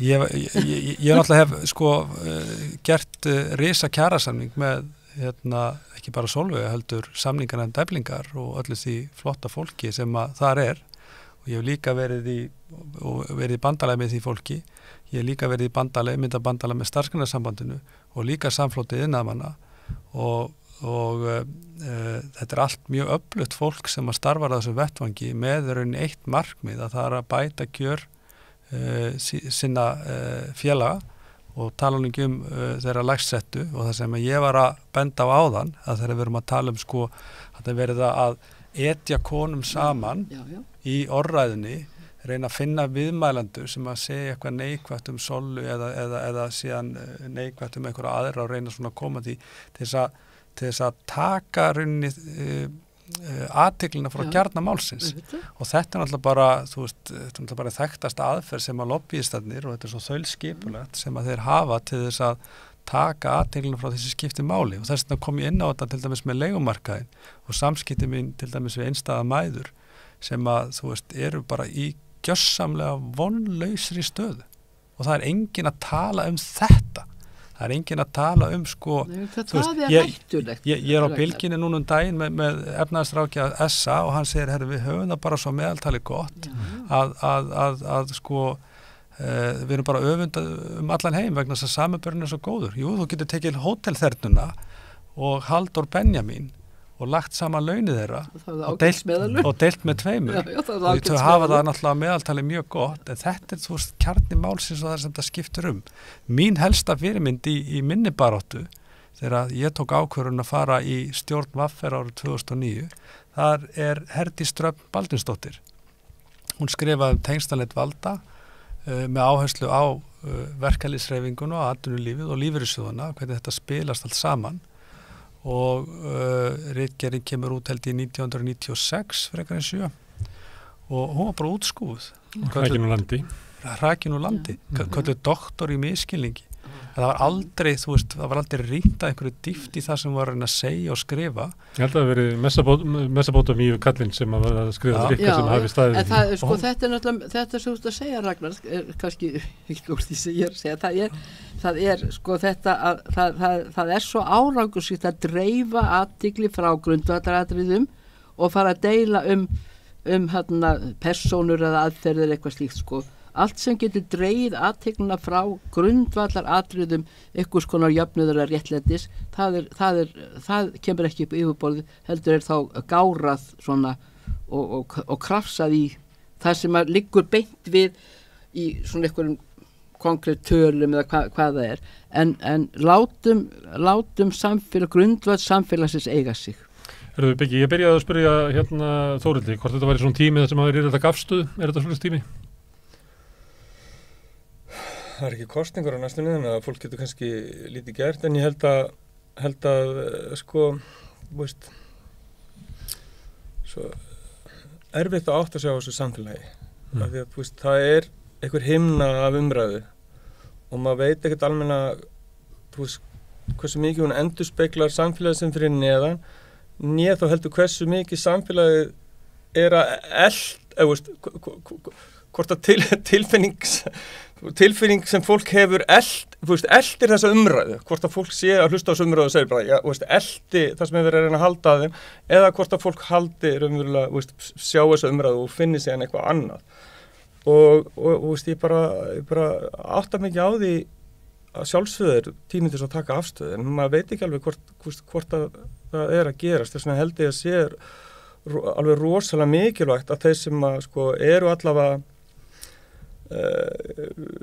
geta komið með einhverja atlugu inn í umræðina með eitthvað statement eins og til dæmis eins og aðrir sem að berjast fyrir réttindum launafólks er að þeir reynir dálítið svona að vera dálítið fyrirferðar miklir umræðinu gegn hinu essa leikritinu skilur og ég veit ekki hvernig það er nákvæmlega hægt en það er eina sem hægt er að gera til þess að fá fólki til þess að taka kannski afstöðu að finnur bara að það eru átök og það er ekki bara sola vonda, það er bara allt í játnum og alla að réttindu fólks og það er allir að hafa hátt og þannig að sjái kannski eitthvað starf leið til þess að taka afstöðu og segja bara, heyrðu, við stöndum með eflingu vegna þess að fólk er bara heima þess að gera bara sitt skilur, svo sér það bara einhverja fréttir út undan sér eitthvað og er ekkert að fara eitthvað kafa ofan í málin en tekur einhvers konar afstöðu með við svona þau litbriða sem það sér úr umræðinni, þannig að eina sem þetta að gera náttúrulega bara fyrir ykkur í samtökum launafólks að reyna að setja almennan lit á umræðinni. Ragnar, það gæti gerst að nú farið þetta til Landsréttar og Landsréttur staðfestir miðlunartillöguna og þá atkvæðagreiðsla hana og Efling nær ekki það getur verið þannig að það eru 28% kosningaþáttaka, 90% vilja fella hana en 10% eru með henni, samt hún látni gilda. Þú getur nefnt því sama með þitt félag, það mjög fyrir þig að ná 25% félagsmanna til þess að mæta kjörstað til að fella miðlunartillögu. Þannig að niðurstaðan í þessari deilu, Eflingar við yfirvöld, getur enda með því að verkalýðshreyfingin komi mjög löskuð út. Já, það getur sannlega gerst. Við höfum reyndar sem betur fyrir, við erum alltaf að aukast hjá okkur þáttakan og þetta náttúrulega erfiðara hjá svona stórum félögum. Við erum að koma úr, ég kem úr í kjölfar bankahruns, þar sem að verkalýðshreyfingin rauninni bara orðin samdauna bara öllu kerfinu, hvað sem að sé lífeyrissjóðirnir eða bara atvinnulífið, þetta bara einhver einn grautur og þáttaka í svona starfi bara mjög lítil, það ekkert lýðræði. Þegar ég kem inn í stjórn VFR 2009 þá gerum við hallabyltingu í félaginu, það har aldrei verið kosið. Það hefur bara verið eitthvað svona fulltrúa ráð sem skipað af stjórn, sem aftur skipað stjórnina, það svona bara lokaður klúbbur. Og við komum þarna á mjög virku lýðræði og það þetta mjög tíð formanskipti fyrstu árin og vegna þess að félagi var náttúrulega bara að þroskast, að fara allt í einu að hafa samband við sína félagsmenn og leyfa þeim að taka afstöð og taka þátt í lýðræðislegu ferlum innan félagsins, kjósa forystu, mynda kröfugerð og fleira, en þáttakan alltaf að aukast og það jákvætt, en við erum vorum með 30% af þáttöku í kosningum kjarasamningin núna síðast, við annan samningin og 26% varandi SA-samningin, við erum með bæði við FA og síðan SA. En það svona fræðilegu möguleiki að þið gætu fellt miðlunartillögu. Það fræðilegur en hann mjög fjarlægur með hvernig þetta í dag. Auðvitað vonast maður til þess að þáttaka verið nægilega mikil, en það algjörlega fráleitt að einmitt að þetta eina kosningin sem að hefur þessa kvaðir eru þessa miðlunartillögur að það hafið þá kvöð að það þurfi 25% að hafna bæði meirihluta og það verið lágmark 25% að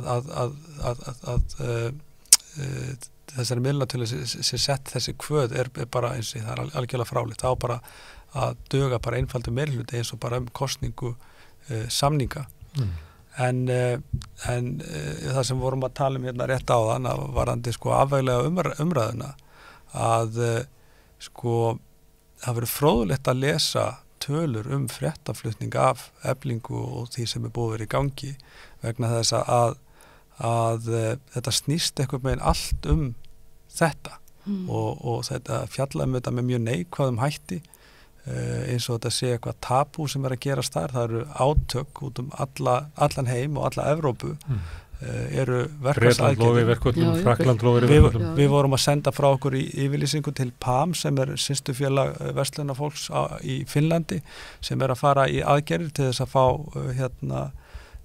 sanngjarnar launahækkanir til þess að mæta náttúrulega miklum kostnaðarhækkunum. En það sem að gerast og þetta hefur maður hort svo oft upp á að þegar umræðin einhvern veginn snúið svona og þaulskipulaðir fréttamiðlar og lobbyistar passa vel upp á það hvað við erum að horfa á, hvað fær mestu athyglina og meðan þrífst spillingin sem aldrei fyrr og hér erum við með stóran stafla af spillingamálum. Ég hef nú skrifað þau mörg og fylgst mjög vel með eins og til dæmis frá hruni og bæði fyrir hrun að þetta verður ekkert breyst. Þetta verður ekki einu sinni lagast. Þú veist, við erum að horfa á Lindarhvolsmálið, hvernig Klakki var seldur, gamla Exista. Það var nú bara ættu að skrifa allavega 2 góðar bækur bara þetta félag sögu þess og í sjálfu sér sjálftökun og spillingunni kringu það nú bara eitt og sér. Við erum með bankasöluna, við erum með núna þessar sektir sem að Íslandsbanki að kaupa sér frá, sameiningu við Kvikubanka, ég var á fiskeldið fúskýbyggingar og það sem að mun kosta sko 100 miljardar og þetta kemst íbúðalánasjóður, má bjóða það við getum, þú veist það eru svo mörg að taka og þá erum við ekki að tala um einhver hrunmál, skilur þú veist, ég menna bara 2015 þegar hlutur Bakka var seldur og þar töpuðu lífeyrissjóðirnir 60-70 miljardum. Lindarvatn, skilur hvernig miljardunum var stólið við braskið nýra á Landsímaritt úr almenningshlutafélaginu Æslandir. Það er alveg sama hvað maður segir og skrifar, það er allt þakkað niður og ekkert skoðað og þar hefur ekkert breyst. Þannig að þetta ég myndi segja að Eflingamáli núna sé algjör kvalreiki fyrir hvað að segja það lag samfélagsins sem að stendur fyrir verstu og mestu spillingun í okkar samfélagi. Það er notað til þess að fela þessi mál? Að sjálfsögðu, ég meina sjáu þið bara það voru fréttaflutningur á sameiningu Kviku og Íslandsbanka og þú veist, þar dýrðarbaugur hvernig þetta æðislega gott fyrir okkur öll og það því bara haldið frá sístmundi almenningur í landinu gagnast það bara sko haldið fram síst. Og gagnrýnilaust að þetta að koma sko heimilónu til góðs vegna þess að þetta að lækka kostnað og ég er búin að vera að skrifa svolítið græðgi bankana sem orðin svo ósvifin. Það er ódýrara fyrir fólk að vera með dráttavexti og yfirdráttalánunum sínum heldur en vextina sem bankandi bjóðaðum upp á. Vaxta álægur hækkað, all gjaldtaka hefur hækkað. Þú verður að nota kreditkortið þitt í útlöndum. Þú veist ekki eins og hvað verður að stela þig miklu vegna þess að það er svo vel falið. Þú veist ekki hvað er gengið, þú á endanum borgar vegna þess að það kemur ekki ljós fyrir löngu seinna eða eitthvað. Þetta er allt svona. Bankakerfið, það er að mergsjúga þetta þjóðfélag og bara það að horfa fréttaflutning eða viðtal við stjórnarforma Kvikubanka þar sem hann heldur því fram að þetta komi neytendum til góða þegar á að vera að spurja spurninga hvað er að hjá þessum banka hann þarf bara að taka upp geislabógin og pússa hann í beinútsendingu sko. Við sjáum bara félagsskrána Gamma, fasteignafélagið Upphaf og allt bulli sem var hérna í gangi, þeir eru með einhverja starfsemi í Bretlandi sem að enginn veit hvað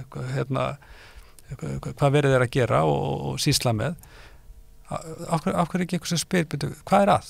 Af hverju þurfa þeir ráðandi hlutafar í þessu félagi Kvikubanka hafa farið með önnur félagi eins og Símann tekið út úr 80 miljardar og greitt eigandi sínum þeir voru stæðstu enga hlutafinn í Arjónbanka sem með samskonareglu búin að flytja til eiganda sinna eitthvað 60-70 miljardar og þeir að gera það sama við Íslandsbanka. Stóðir gamla FL Group þetta svona, og þarna eru mikið að sömu personum að leikundum og það er svo merkilegt og þegar við síðan erum að gagnrýna og tala þetta að þá er það lífeyrissjóðirnir sem eiga þessi félög og eru ráðandi hlut, ég held að þessi með 65% í Símanum, Stóðir eitthvað í kringum 15%, samt ráða þeir því að Míla er mikilvægast í fjarskipta innviður þjóðarinnar.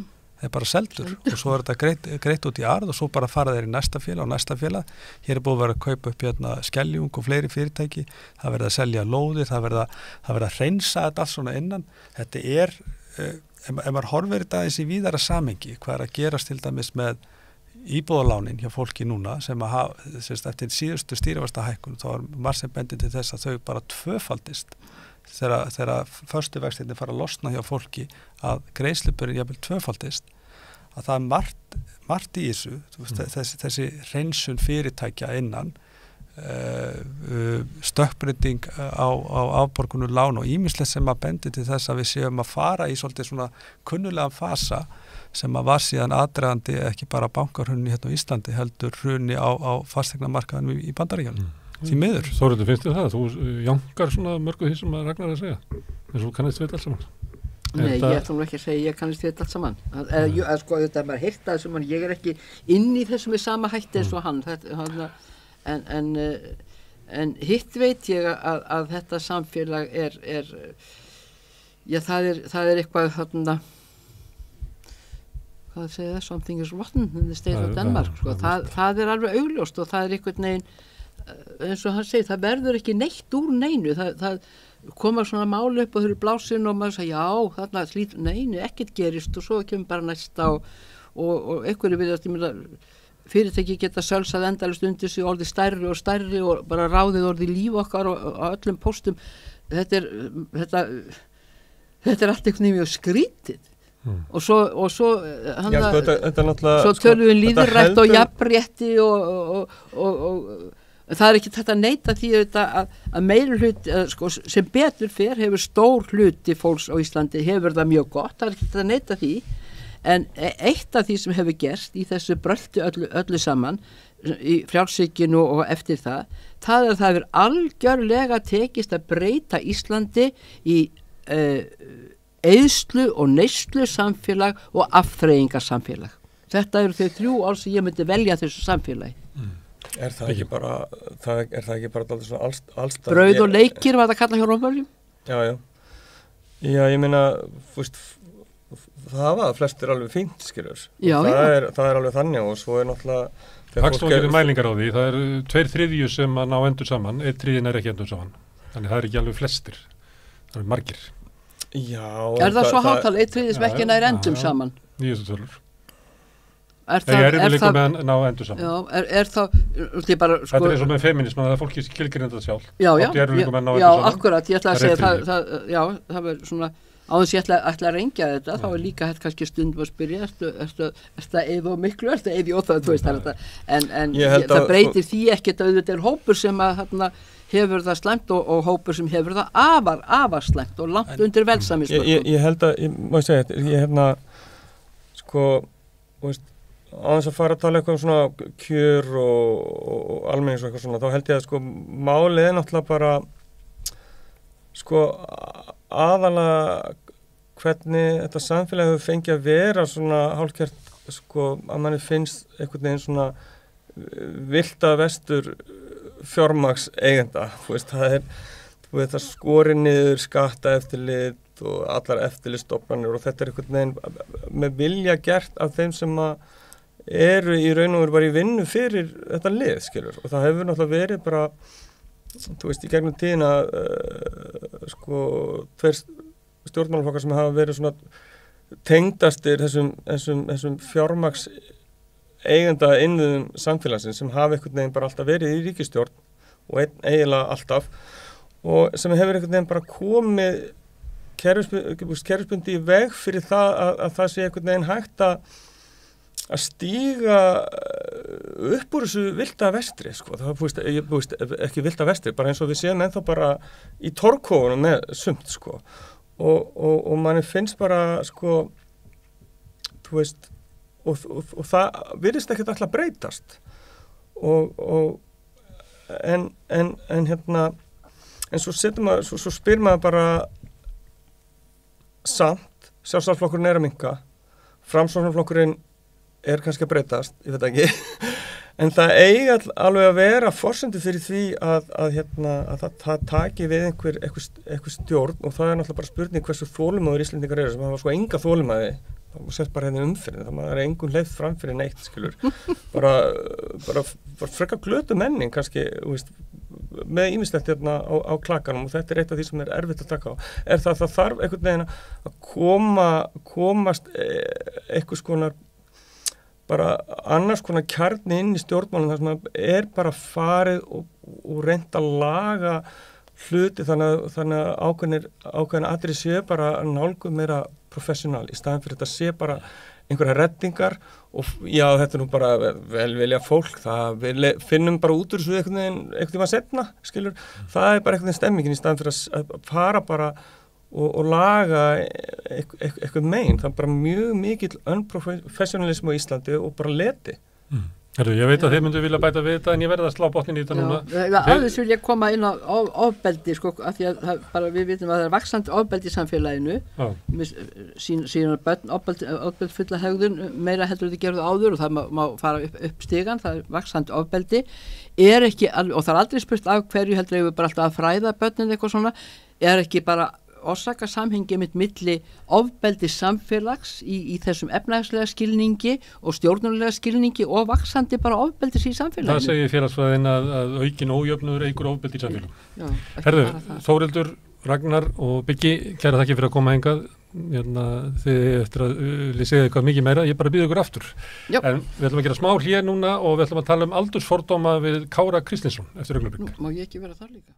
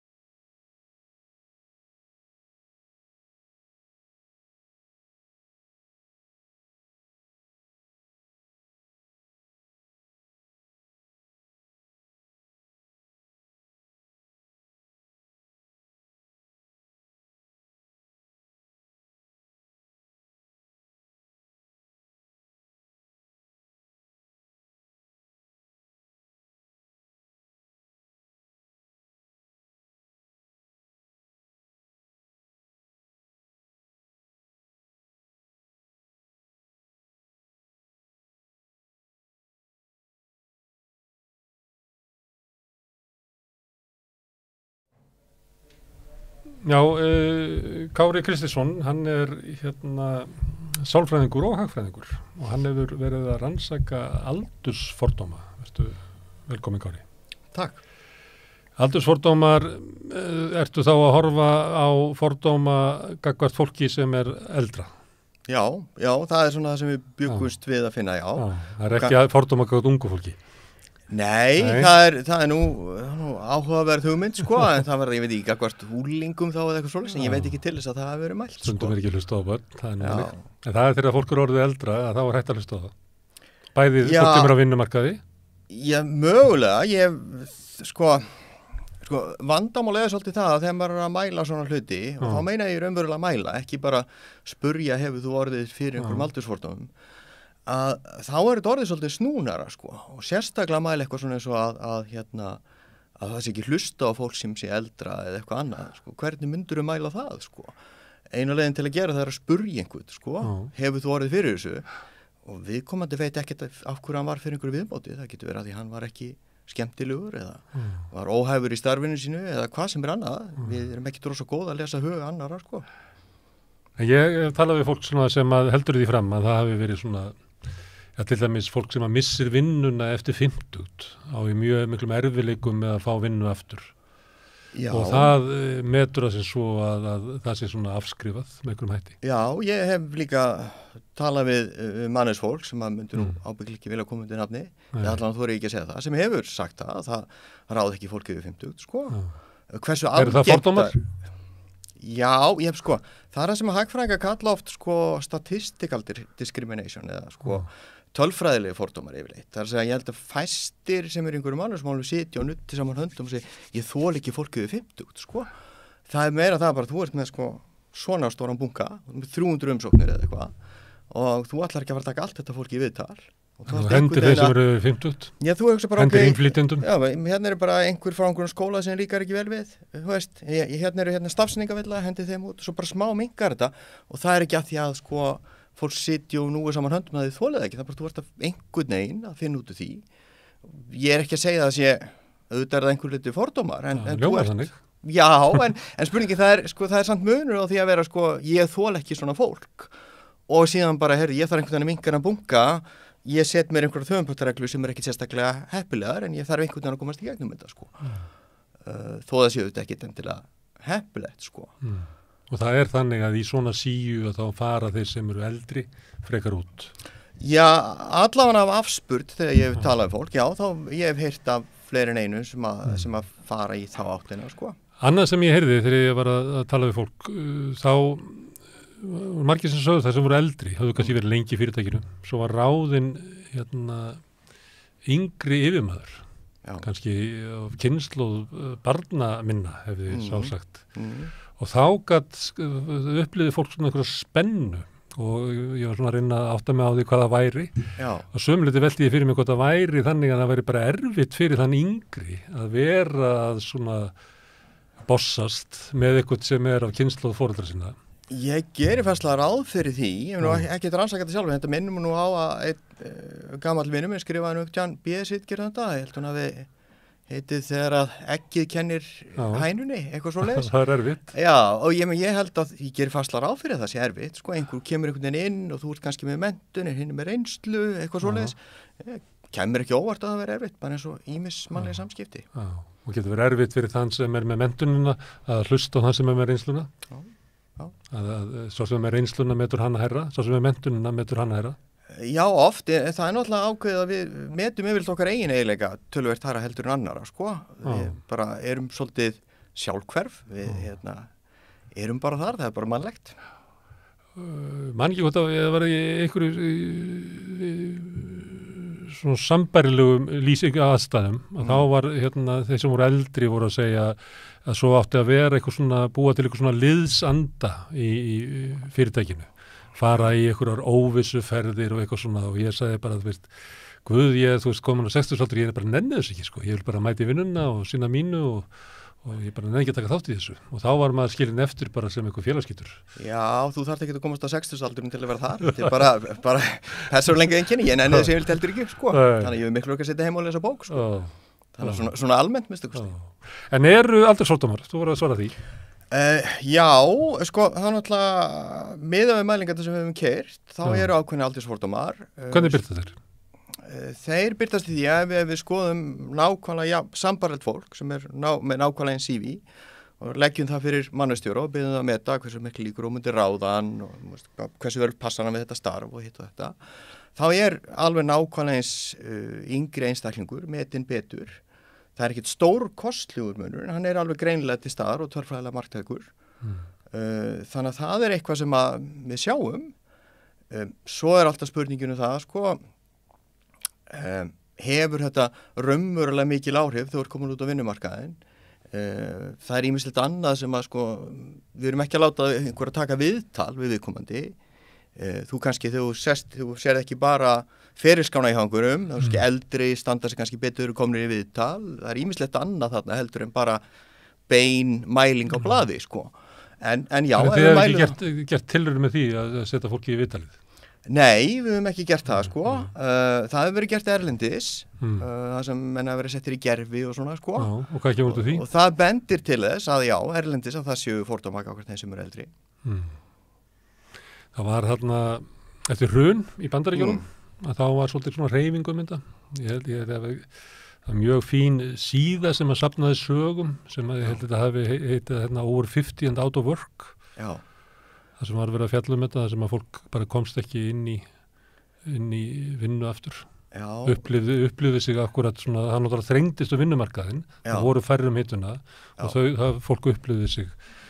Sko ég efast ekkit að sögurnar séu til staðar og ábyggilega sannar og allt svoleið, sko, en verandi vísindamaður og kennandi tölfræði þá hef ég rosa litla trú á svona dæmisögum, sko, því að ég heyrti það að sjá, sko, hvað verður marga dæmisögur ungu fólki sem segir það vill ekki ráða mig, sko, því ég er ungur og svo kolli. Það er náttúrulega þekkja við til dæmis í Evrópu, það sem er viðvarandi atvinnuleysi ungs fólks. Já.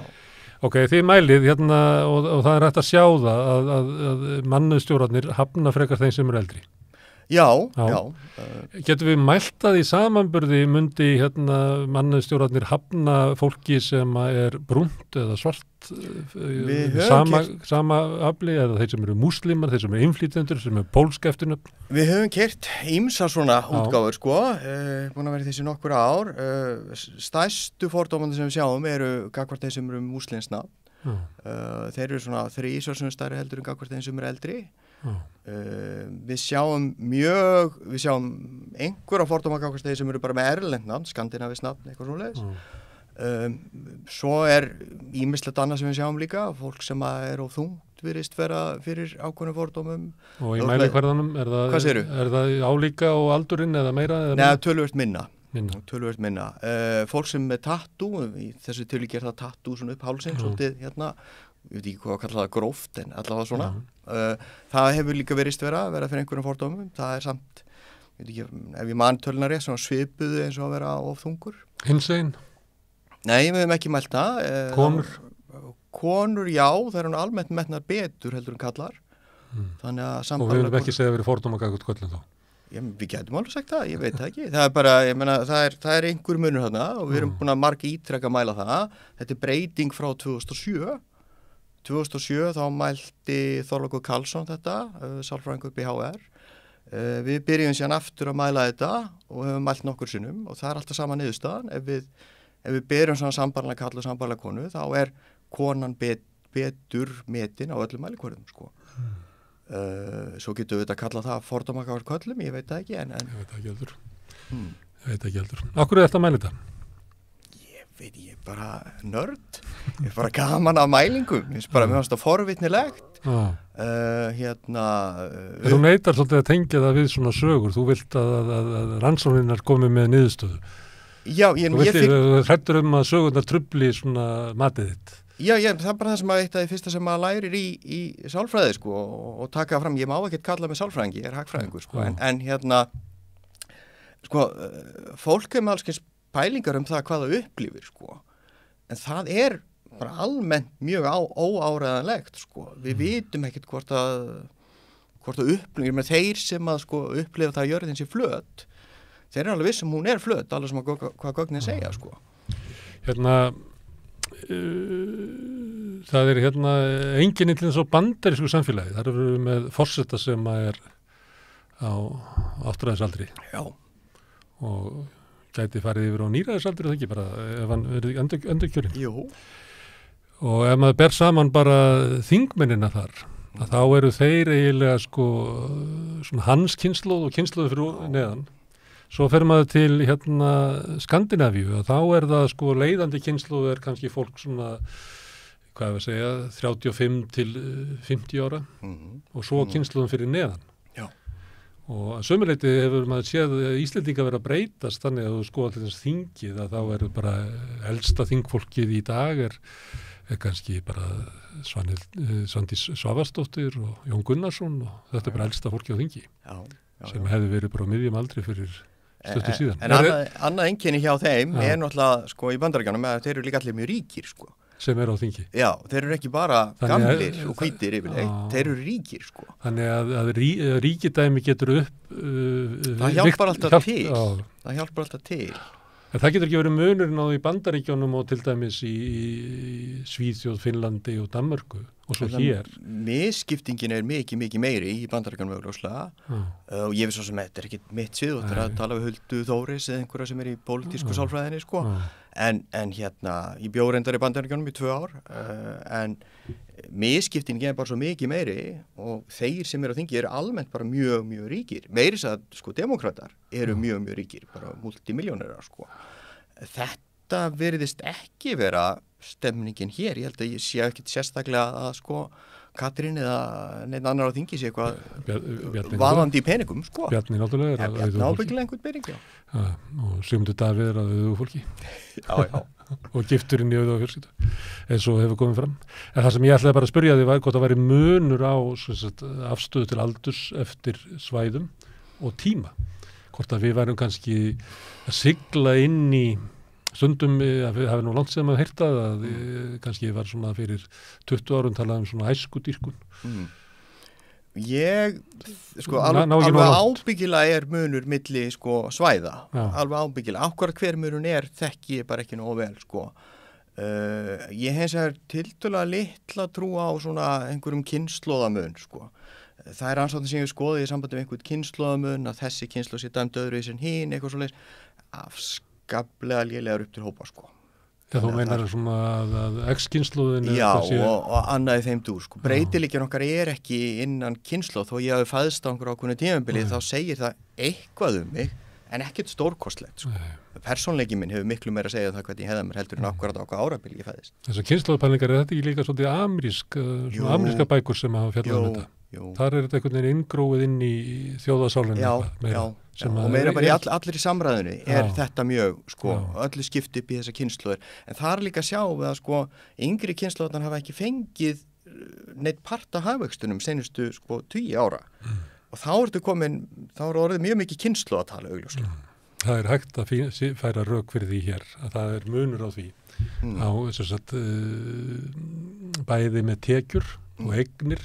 Yngra fólks í dag í samanburði við eldri kynslóðir er lakari heldur en var fyrir 20-30 árum. Já, ég þarf að sjá tölunar, en já, kannski. Herðu, Kári, gott að fá því hérna að ræða aldursfordóma og við höfum áhuga á að heyra fólk sem hefur upplifað aldursfordóma á vinnumarkaði hérna við rauðaborðið. Þannig að þið hafið ykkur að sögu að segja, endilega látið okkur vita. Og við ætlum að halda áfram að tala eldra fólk og þá tölvöld eldra heldur en að við Kári höfum að tala Það er fólk sem er með laga heilsu, háaldra fólk og hún María ætlar að tala við 2 konur hérna eftir, Rannveigu Ernudóttur og Jakobínu Sigurðardóttur eftir augnablik.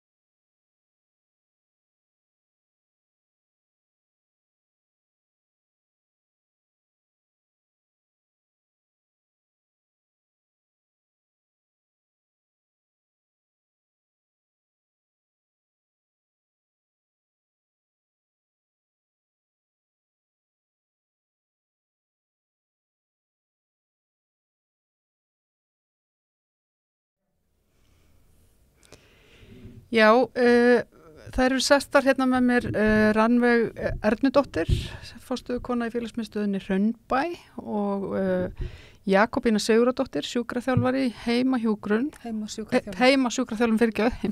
segi.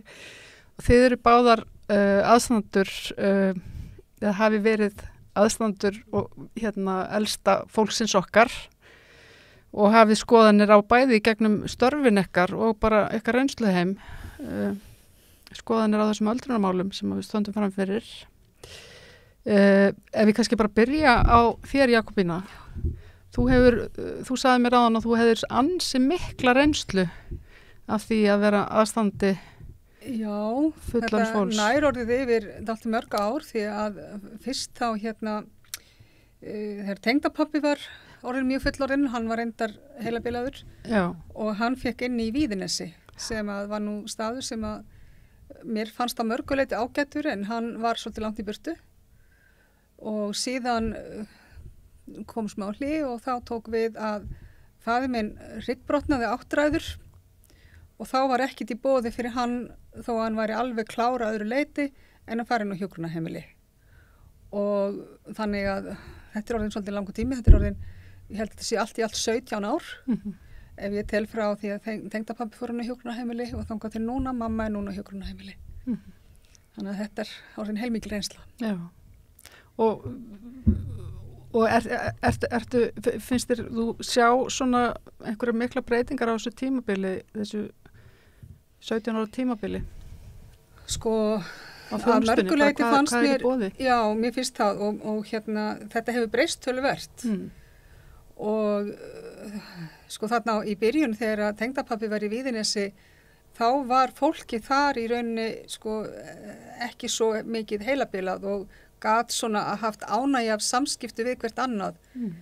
Svo smám saman hefur nú þyngst þessi róður og mamma er núna á Sléttuvegi og ég verð nú að segja það að Sléttuvegurinn er nú bara fyrirmyndar heimili en hún er orðin afskaplega þreytt og búin að vera lengi inn í þessum kringumstæðum. Fyrst var hún bara að sinna pappa þegar hann lamaðist og svo rétt þegar hann dó þá kom hún inn á hjúkrunarheimili. Þannig hún er búin að vera meira og minna sjálf inn á hjúkrunarheimili í meir en 10 ár. Já. Sem er langur tími. Það er mjög langur tími því nú er hvað meðalaldur á hjúkrunarheimilum talum vera hvað 3,5 ára eitthvað svo les. Hún er svona reglubrjótur. Já. Já. Og Rannveig, þú þekkir til þessara mála líka?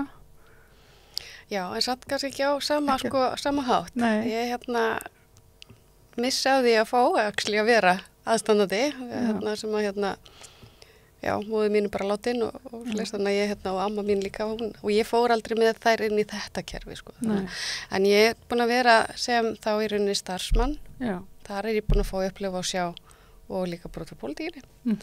Og þú, hvað var að borgarfulltrúi Pírata? Já, ég var að borgarfulltrúi Pírata og en er búin að vera viðriðin öldruna geiran síðan ég er í námi í tómstund- og félagsmálafræðinni.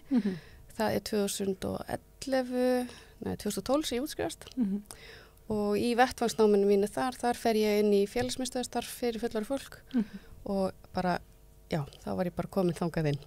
Snýr alveg, ég ætla að vera úlíkastarf þannig bara, nei herri, ég ætla að fara inn í þennan og þar var heilmikil reynsla að upplifa og sjá og ég er búin að fá að sjá alveg hvernig hlutinni geta verið frábærir og góðir og svo yfir í það með hvernig ég horfi bara á það molna. Já. Sem er rosalega sárt og það við fórum aðeins inn á það nú kannski í svona spjallinu áðan hvernig það að þjappa of líkum einstaklingum saman hverju svo sem krankleikarnir en helst kannski ef það er heilabilun að þá erum við að skapa ofsalega þungt umhverfi bæði fyrir íbúa og starfsfólk og aðstandendur. Það er enginn að fara að vera ánægð þegar að þetta er einsleitur hópur sem að hefur miklar þarfir og erfitt að þjónusta þær. Þannig að þarna gildir nákvæmlega sama og í samfélaginu öllu. Við erum alltaf að tala fyrir því í samfélaginu það eigi að vera blöndun og blöndun sé betri. Það á líka við þarna. Já, en ef maður bara svona velti fyrir sér því sem að Já, ég er að hugsa líka og þú talar þú ert búin að sjá bæði hrun í kerfinu og allt ganga vel og eitthvað svo leiðis, þú ert búin að horfa á breytingar líka. Erum við að horfa fram á það, því nú hefur maður heyrt svolítið svona hávara raddir það að við séum, þjóðinnan alltaf aldursamsetningin að breytast. Ég var að tala við formann sjúkraþjálfara félags Íslands í gær og formann iðjuþjálfarafélagsins og þær eru með að tala það vantar svo nýliðin í greinunum, það er svo óbáslega mönnun að vandræði líka, bara í heilbrigðisþjónustunni og öllu kerfinu, velferðarkerfinu öllu. Það eru breytingar núna við það að þessi mál færast yfir til sveitafélagana, heilsugæslan með læknaþjónustuna inn á hjúkrunarheimilum við það og það eru svona alls konar breytingar sem hafa orðið og fólk kvartar undan því að hjúkrunarheimilin séu bara ekki góð staður að vera á. Já, það fer alveg rosalega mikið orða því og við kannski hugsaum þetta sjálf. Er það markmið mitt að flytja á hjúkrunarheimili þegar ég verð eldri? Er það farsæl öldrun í mínum huga að flytja sinna hjúkrunarheimili? Ég get ekki sagt að það sé þannig. Nei. Hvað vil ég þá frekar sjá? Og það segir með hugmyndafræði að búa sér lengst heima og fá frekar þjónustu sem að gengur þá út á forvarnarfræðslu og forvarnarþjónustu í rauninni. Það er módel sem við eigum að vera að horfa meira til og er að reyna að horfa meira til. En það er alveg ofsalega þungt að koma því almennilega í gang. Að því á sama tíma erum við ennþá með hjúkrunarheimilin og erum ennþá að byggja fleiri hjúkrunarheimili og ætlum að byggja fleiri hjúkrunarheimili. Já, það er alltaf hort svolítið á sem svona aðalausnina að byggja fleiri hjúkrunarheimili. Já, og hver er að byggja með hjúkrunarheimili? Það er ekki fólki sjálf. Nei. Það er yfirleitt aðstandendur. Já. Og að því að þungin af ummönnun lendir á aðstandendur. Aðstandendur er að kikna og það sem það þarf að gera til þess að bæta þetta kerfi, það er bara að bæta heimaþjónustuna. Og þá er ég ekki bara að tala heimahjúkrun, þetta er bara alla heimaþjónustuna og það er bara mjög mikilvægt því að jafnvel þó að þú eigir hópa á góðum ættingum sem eru til í að hjálpa þér, þá á endanum fólk gefst upp. Þannig að það verður að koma ykkur aðstóð og það er ekki ósk fólks að fara inn á hjúkrunarheimili, ekki einstaklingarna sjálfur að. Því hjúkrunarheimilin í dag eru bara þungir staðir. Þau eru með ímyndunarvanda. Þeir eru með ímyndarvanda. Já, ímyndarvanda. En það sem er kannski líka þarna er að, sem sagt, hverjir er að biðja þetta og ættingjar er að sligast og ég hef haft svolítið mikið áhuga að kynna mér ættingja aðstóð. Það er bara þessi hugmyndafræði og hvað þetta er. Og þetta gengur út af það að, myndi ég segja, ég myndi til dæmis ekki vilja segja að við færum, ég ætla að gefa 2 dæmi. Ef þú ert með í Svíþjóð, hvernig fjölskyldu myndi þar? Það er mjög klassist, þetta eru, foreldrar og 1 barn, það er fjölskyldan. Svo tekur þú Spán, þá er fjölskyldan, hún er risastór. Já. Og hvernig er það hér? Já, nú ætlum ég bara að vinna út frá þessu. Á Spáni þá líka þykir það eðlilegra að fjölskyldan hjálpast að við að sjá sinn aldraða ættingja. Vinnan að mestu á eldri konum samt í fjölskyldunni, þessum sem eru á 50 og 60 aldri og það eru svolítið að sligast. Unga fólki í þessari fjölskyldu, það horfir til þess að þetta er svo rómantískt og fallegt, mér er svo æðislegt, mér finnst þetta mamma á að vera að sjá mömmu afa, þeim finnst þetta. Svíþjóð þeir segja, já, nei, það á að vera stofnun, þeir á að fara þangað. Mín skoðun, ég myndi vilja taka þetta og blanda þessu saman. Þannig að ég myndi ekki vilja missa því að því ég fekk þó allan að það þegar ég var mikið með ömmu minni síðustu árin hennar, við borðum saman okkur einasta degi í hádeginu og fórum alltaf saman út í búð og þetta voru virkilegar gæðastundir hjá okkur og þegar hún deyr þá varð ég einmanna. Þetta var bara, það var skarðhokkið þannig. En að vera í þau sporum, að vera einmitt að sligast undan byrðinni og eins og þetta, ég sé ekki fyrir mér að tengdaforeldri mín til þess væri spennti fyrir því að ég væri að baða þau.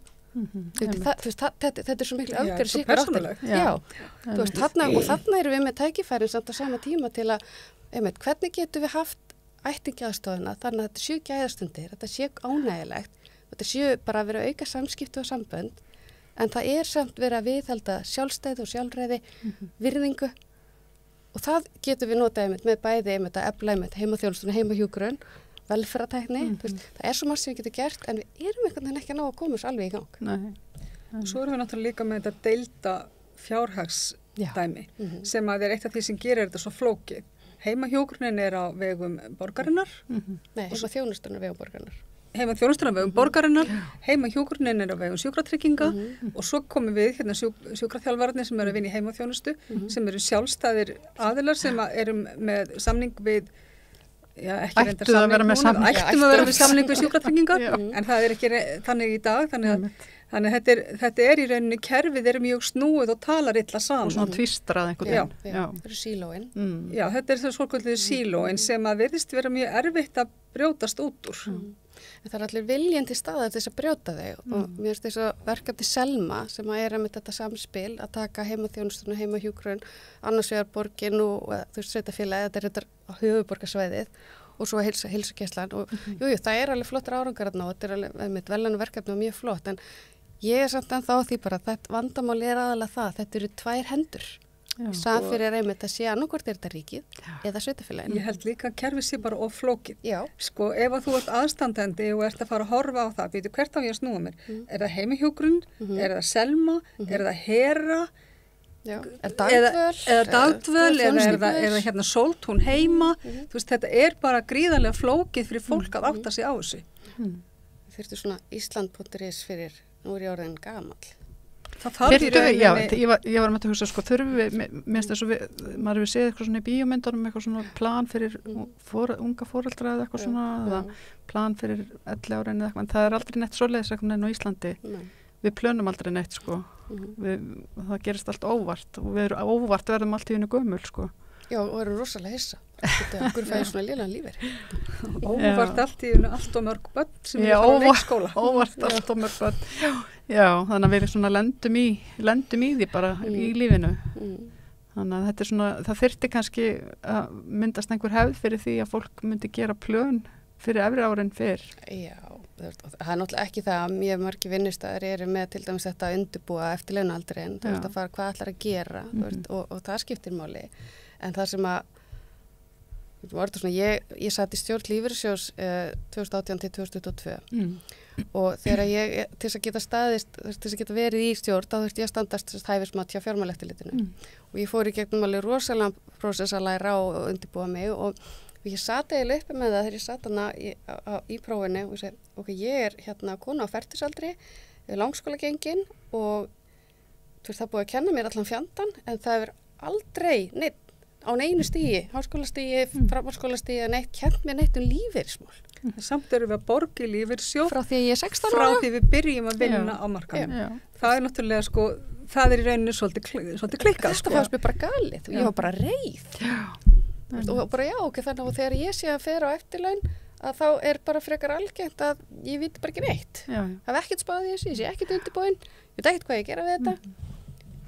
En það er líka, ef koma aðeins inn á það í umræðan með gera, við erum líka með svona tvöfalt sjúkrakerfi og tvöfalt velferðarkerfi þannig laga séð líka, af því það er ekki bara hlutir sem eru á vegum sveitafélaga eða ríkis, heldur líka lífeyrissjóðana og er ekki lífeyrissjóðanir líka sem eiga einhver hjúkrunarheimili og annað, eiga eitthvað í þeim eða hafa verið. Geta fjárfest í þeim. Já, þannig að þú veist, já, við erum með allavega margbrotin kerfi en við þekkjum oft heldur ekkit einhvern veginn réttindi okkar sko og heldur ekki réttindi endilega aðstandanda okkar sem eru komnir á aldur og þannig að svona mín tilfinning er að fólk er oft lendir í frumskogi með aðstandandu sína líka sko hvað er í boði þannig að en svo er líka, finnst ykkur kerfin vera svona að takast nægilega vel á við til dæmis fólk sem er í mismunandi stöðu, fjárhagsstöðu? Sko, ég hef ekki, sko, þetta er í rauninni bara þannig, ef þú fyrir inn á hjúkrunarheimili, að þá held ég flesti sé bara með vasapenninga. Já. Það er bara kerfið allt tekið af þér. Já. Og í hvaða heim er það eðlilegt? Já, einmitt. Þú veist, að vera fullarinn manneskja og flytur inn á hjúkrunarheimili og þá bara hefur þú ekki lengi neginn fjárrað, klink fyrir það daginn. Já. Við finnst það svo mikil vanvirði. Já. Það er náttúrulega mjög dýrt kerfi. Já. En það er líka þetta aftur, að því við erum að horfa á það, hvort er betra? bæði fyrir einstaklinga en líka fjárhagslega og sem er bara mjög gott ef við tökum dæmi einstakling sem fær færna heilsumat en þess að býr heima hjá sér og það eru tröppur og þetta er aðili sem er fann eiga erfitt með að lappa tröppunar og við ákveðum að heilsu og færnumat segir þessi einstaklingu þarf að fara á hjúkrunarheimili en þeim getur ekki gengið upp tröppur. Það kostar 1 milljón á mánuði að hafa einstaklingin á hjúkrunarheimili. Meira. Já, örgulega meira. Það er bara lágmark 1 milljón. Ég held að sé slagi 1,5 milljón. Það er bara áleika mikið og lifta. Þú veist, að setja bara liftu fyrir þennan einstakling í stigaganginars, hún kostar svona svipað mikið í eitt skipti. Við erum ekki með eina sjóði, hvorki fyrir sko fatla fólk eða aldraða til þess að sækja í fyrir svona breytingum á húsnæði. Nei. Og sko sjúkratryggingar borga ótrúlega mikið af breytingum og hérna sko mín upplifun af því að hafa starfað inn í þessum geira í nokkuð mörg ári í heimasjúkraþjálfun er að sko þegar að fólk á endanum þarf að fara inn á hjúkrunarheimili og ég verð að segja að það sem betur fer nokkuð sjaldan sem það hefur gerst þegar sjúkraþjálfari nær að sinna fólkinu og veita því þá þjónustu sem það þarf að þá er hægt að lengja tíman sem það býr heima mjög mikið en á endanum er alltaf það sama sem gerist ættingjandi gefast upp það er í rauninni, þess vegna fannst mér svolítið athyglisvert að tala ættingjastuðning stundum myndi það virka, ekki alltaf en stundum og stundum er ekki ættingjar en mér finnst þessu kerfi gerir alltaf ráð fyrir því að það séu ættingjar af því það er bara sko það bara getur ekki einhver gert þetta en sko ef það eru ekki ættingjar þá náttúrulega stundum eru fólk sem vill hjálpa viðkomandi sem er bara fallegt en þá þarf að vera hægt að bjóða fólkinu upp á þjónustu heima í staðin fyrir ættingjarna og það vantar það er einstakarsinni sem maður sér það gerast þá hefur, það reyndar ekki Reykjavík það hefur verið í öðrum sveitafélögum ég hef ekki séð góða svona þjónustu inn á heimilinu í Reykjavík en þó er það til en maður hefur heyrt ótal sögur af því einmitt þar sem að fólk er orðið aldra það er kannski lent í slysi eða brotið sig eða eitthvað og aðstandur hafa verið að sinna kannski viðkomandi lengi og er orðnið þreyttir og einmitt útbrunnir og þeim er ráðlagt bara að taka ekki við manneskjunni þess að segja bara nei, hún getur ekki komið heim eða ég get ekki tekið við henni til þess að koma viðkomandi á hjúkrunarheimili og þetta er eitthvað svo sko harkalegt sko bæði að staðan sem að aðstandandinn er komin í að hann sé bara gjörsamlega brunnin út og þurfi bara einhvern veginn að gera þetta, setja einhver svona mörg og svo hins vegar að það sé ekki takt að gera bara fyrir aldra einstaklingin í rauninni öðru sem að aðstandandinn hafnánum á þennan hátt. Já, það er komin á þetta er svo ofsalega hart eitthvað. En það er nákvæmlega, þetta er það og það er einmitt þetta með sko að því svo verið að tala fráflæðisvanda inn á spítala og sem er alveg hræðilegt orði, ég vil ekki nota þetta, við erum að tala fólk en þú veist þetta er samt orði sem er notað og við þekkjum en að því að til hvers ég er spítali, hann er til þess að taka við fólki sem er veikt en ekki til þess að þú staldrir við og sérpar þarna sko en þú veist ef það eru komin stíplur allstaðar og svo sama tíma eins og við tölum á alltaf að byggja endalist á hjúkrunarheimilum, það er enginn vill þau, en samt við erum í svo miklu hnút. Sko við náttúrulega, það er alveg saman hvað við byggjum mörg hjúkrunarheimili. Á endanum snýst um það að hafa fólk til að vinna við þetta. Og það þarf fólk til að vinna inn á heimilunum, ef það er ekki hægt að fá fólk til að vinna inn á heimilunum, þá verður ekki hægt að fá fólk til að vinna inn á hjúkrunarheimilum. Mér finnst þetta bara vera mjög einfalt og til þess að gera þetta kerfi þannig að þjóðfélagi geti borið þetta þá verður að bæta heimaþjónustuna og það verður bara að gera það að vinna í heimaþjónustunni nógu spennandi til þess að fólk vilji gera þetta og þá erum við búin að spara nógu spennandi og nógu vel launað þá meina ég það þarf að vera spennandi bæði að vinna vinnuna og að fá borgað í lok mánaðarins þetta snýst við það Þannig ég held að það sé, sko, eftir að vera búin að vera að vinna í heimasjúkraþjálfun í 10 ár og vera með tengingu við hjúkrunarheimilin í næstu því 2-faldan þann tíma. Þetta er leiðin sem að allflestir vilja fara og er best fyrir samfélagið. Og ef að ættingjarnir eru að gefast upp, ég meina þeir geta líka að gefast upp vegna þess að þeir vilja bara fá peningin sinn. Já. Það er önnulið. Ég meina á arfinn sinn. Já. Akkurat. En þetta er nú bara svona klassísku umönnustöður og þetta er svolítið svona sama við sjáum með yngstu og elstu hópan okkar. Að við fáum ekki fólk í þetta, vegna þess að það er, fyrir utan, við getum meira ekki launir bara fyrir utan, sko, bara getum geimt í reyðlega bara aðstæðnar, starfsaðstæðnar. Þær eru lykilatriði og að því að við getum alveg verið með ég kannski að vinna við heimaþjónustu og nú erum við til þess með nýja reglur hjá Reykjavíkurborg hvaða þjónustu er hægt að veita og hverjum og ég held að þetta sé bara fjöka fína reglur með að við hverju sem við höfum en svo er ég kannski sendt heim til aðila sem að reykir og aðila sem reykir mikið og ég kem að inn og minnst þetta óþægildi ég á erfitt með að fara að inn þetta eru starfsaðstæðnar mínar og það er heldur ekki á sama tíma að þetta segja sem aðalega sem á heima þarna, þetta er heimilans þú mátt ekki reykja það er svona alls konar svona hnútar sem við lendum í, hvernig á að leysa þetta eða með þetta, ef þetta er aðalega sem er komið heilabilun og það er einmitt annað kannski árásakjarn eða eitthvað og þá er kannski ein manneskja sem er send og upplifir sér bara órygga í vinnunni sinni þetta er mjög snúið þetta er nefnilega mjög snúið og ég held nefnilega að svona heilt yfir þá er fólki sem að fer í þessi störf, það gerir það af ástríði, þetta er fólk sem vill fara að gera þetta en auðvitað er alltaf allstað líka fólk sem er bara, ég átti að vinna ég er bara að fá vinnu, ég ætla bara að gera það en flestir held ég að vilja nú alveg gera þetta almennilega en það er samt þannig líka, meira segja fólki sem er þannig, það er líka með ákveða mörk ég get ekki farið inn hvað sem er En þetta eru undantekningarnar Já, ég ætla að segja það þetta eru náttúrulega undantekningarnar Oftast er þetta bara ánægileg samskipti. En segið mér annað, haldið að við séum haldin aldursfordóm, nú var við að tala aldursfordóma hérna á hann.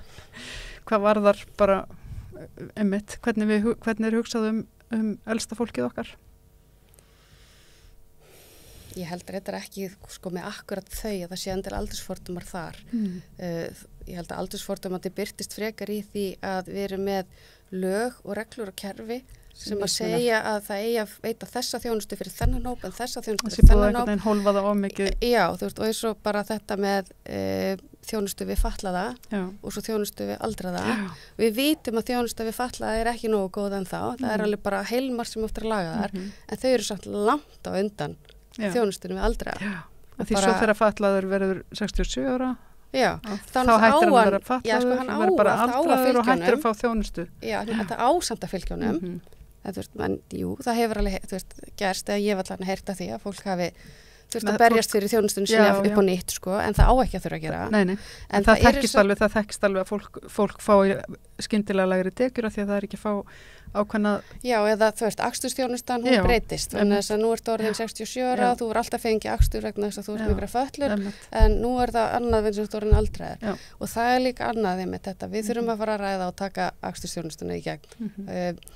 Af því eins og við svo sem rættum áðan að þú ert skiptir engum máli hvað aldrei vart en þú ert komin yfir 67 ára og þú lendir í bílslýsi og þú ert bara örkumlegar eftir það þú fær samt akstursþjónustu fyrir aldraða, ekki fatlaða. Akkurat. Og ef þú fyrir inn á hjúkrunarheimili þá er akstursþjónustan tekin af þér. Þá bara færðu ekki akstur. Þá færðu bara ekki akstursþjónustu. Alveg saman hvað þú ert frískur, þú færðu ekki akstursþjónustu. Þannig að já, það má segja að það séu aldursfordómar en þeir eru meira bara í kerfinu. Þú færð heldur ekki, er það ekki líka þannig að þú getur ekki til dæmis haldið áfram að fara til sjúkraþjálfara eins út í bæ eða þú þarft að fá sjúkraþjálfun á hjúkrunarheimilinu og það er alls konar svona þjónustu. Hjúkrunarheimilið á að skaffa þér sjúkraþjálfun og það á að skaffa þér læknisþjónustu og svo er hún alltaf bara í rauninni í ákveðnu lágmarki af því þeir hafa alltaf bara einhvern svona kvóta á hvern og einn og eitthvað svona. Já, þú getur ekki skipt lækni þar eins og þú getur skipt heimilislækni. Þannig að það er kannski svona brotið á mannréttindum gamla fólksins alveg hvívetna hér og þar. Já. Það er þannig. Þetta með að blanda einmitt þjónustuna, heimaþjónustu og stofnana þjónustu að minnst það er mitt líka svolítið áhugavert. Ég las einhvern rannsóknarniðurstöðu þar sem var búið að skoða að ef að fólk fær nógu mikinn stuðning með eldri borgurunum eða sem sagt gamla fólkinu sínu að þá ósjálfrátt verður það betra við það líka, skilur við. Ef þú færð aðstof við að sinna fólkinu þínu og þú færð stuðning, þá verður þú líka betri.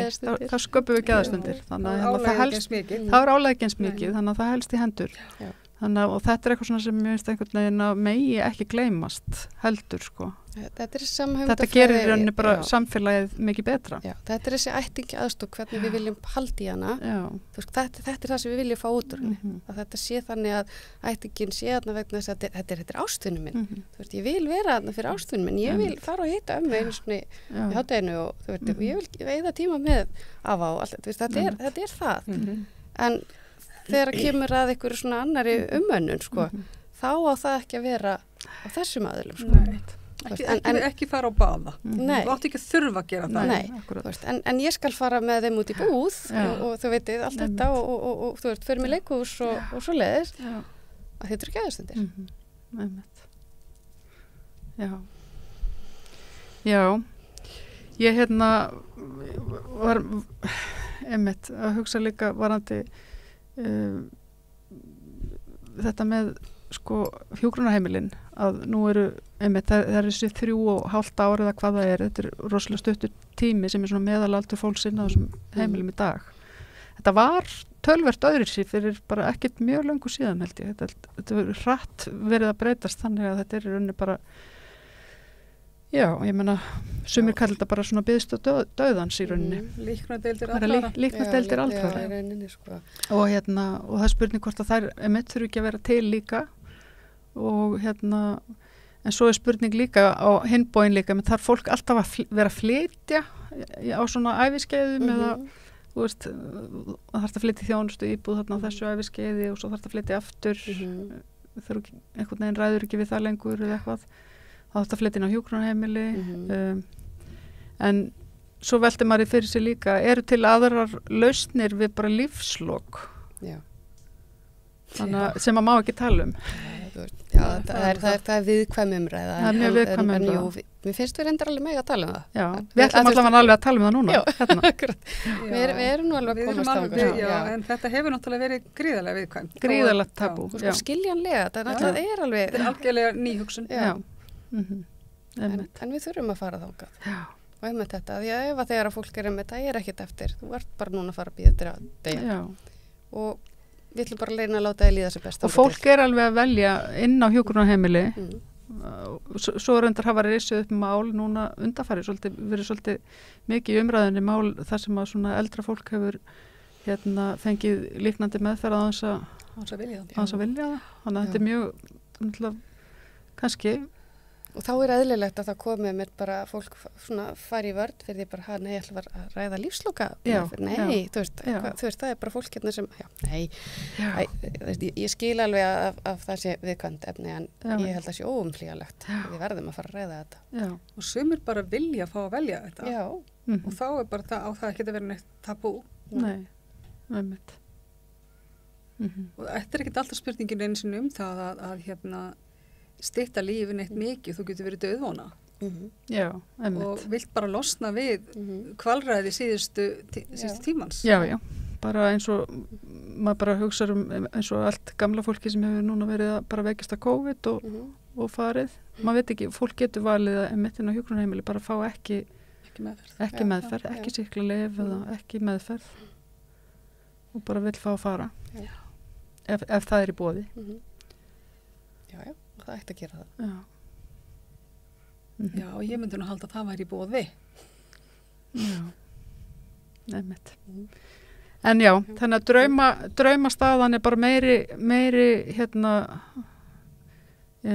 í rauninni starfsfólki fái meira fyrir sinn snúð í rauninni. Svo þetta verið eftirsóknarverð störf, blanda betur saman heimaþjónustu og Já, þú veist, það sem við þyrftum að byrja á að gera í rauninni sem er að setja þetta allt á eina hendi. Eina hendi. Taka þessa ákvörðun það að þetta og ég persónulega... Hvort finnst ykkur það eiga að vera sveitafélag? Sveitafélag. Þetta nærþjónusta og það langt besta sveitafélagin veitana, en á sama tíma bara svo skiljulegt að sveitafélagin segi nei, þau eru bara Getum við haft þjónustuna sambarilega milli sveitafélaga eða samranda ef að þetta væri bara á konu sveitafélaga?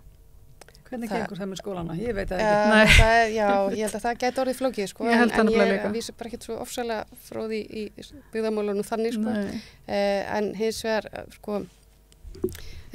byrjum á því bara, hins vegar, að við ætlum bara að taka þetta fyrir, bara hér verður þessi málaflokkur á þessum stað. Svo þurfum við að fara að huga því, þessi bara, að því við erum alltaf að tala um þetta, að búa sér lengst heima. Til þess að það sé raunhæfur valkostur í alvörunni, þá þurfum við að huga forvarnamálum. Við þurfum að huga þjónustunni og þá þurfum við að huga því að sé starfsfólk til staðar sem kemur og sinnir þessu og hvernig gerum við það. Og þetta er hausverkur. Og það er, auðvitað eru launin, stór hluti af því, en það er líka starfsaðstæðunar. Það þurfum við að bæta líka. Og styðja ættingja. Og pluss, hvað styrir? Styðja ættingja. Hvernig getum við stutta ættingjana? Til dæmis með öflugri heimaþjónustu og velferðartækni. Þetta þann til dæmis bara strax góðu byrjun. En það er líka þetta að gefa ættingjum frí. Þið fái, nú bara færð þú að fara. Þú ætlar að fara í leikhús með viniðinum og allt þetta breyk. En aðalega þetta sem held ég að tryggja það að þau sé ekki í þessu umönnunar hlutverki. Og finni það þessi ekki ein. Ég held að það skipti ofsalega miklu máli. Að sé eitthvað sem getur komið og tala við þig og leiðbendir og þú finnir úr því ekki ein og náttúrulega gefa því frí. Til þess að fólk bara brenni ekki út. Þannig að þetta er bara mannlegt samtal. Já. Og við getum alveg haft þetta mikið betra. Já. Við getum gert mikið betur. Já, og við erum alveg á það er allir að reyna að gera sitt besta, það er ekki tekið í burtu og ég meðast þetta mjög flott þegar þau voru að kynna núna ríki að ég vera gott að eldast á Íslandi, frábært, ég er alveg sammála en eina sem ég saknaði raunverulega frá þeim var og svo ætlum við að ákveða hjá hverjum þessi málflokkur á að vera en allar aðgerðnar er allt saman, flott bara lítum mjög vel út, en það líka búið að vera mikið á flottu fagfólki á bakvið að vinna þetta En ég saknaði þess verið að segja mjög mikið að við ætlum samt ekki að fara að taka þessa ákvörðun. Það hefði ég viljað segja. Nei, það er svo pólitískt. Heyrðu, þetta er verið forvitnilegt að sjá hvort það verði gert átak í þessum málum eins og það er kölluð eftir inn í gær. Ég þakka ykkur fyrir komuna, Rannveig og Jakobína. Og ég ætla að minna ykkur hlustendur á að þið getið læka samstöðuna bæði á Facebook og YouTube og við erum sjálf dreifikerfið þannig að við dreifum og deilum á netinu. Þið getið gengið í Alþýðufélagið á síðu samstöðurinnar undir nafnum skráning og það verður ekki meira hér á dagskrá Rauðaborðinu kvöld. Við sjáumst aftur á mánudaginn allavega. Takk fyrir.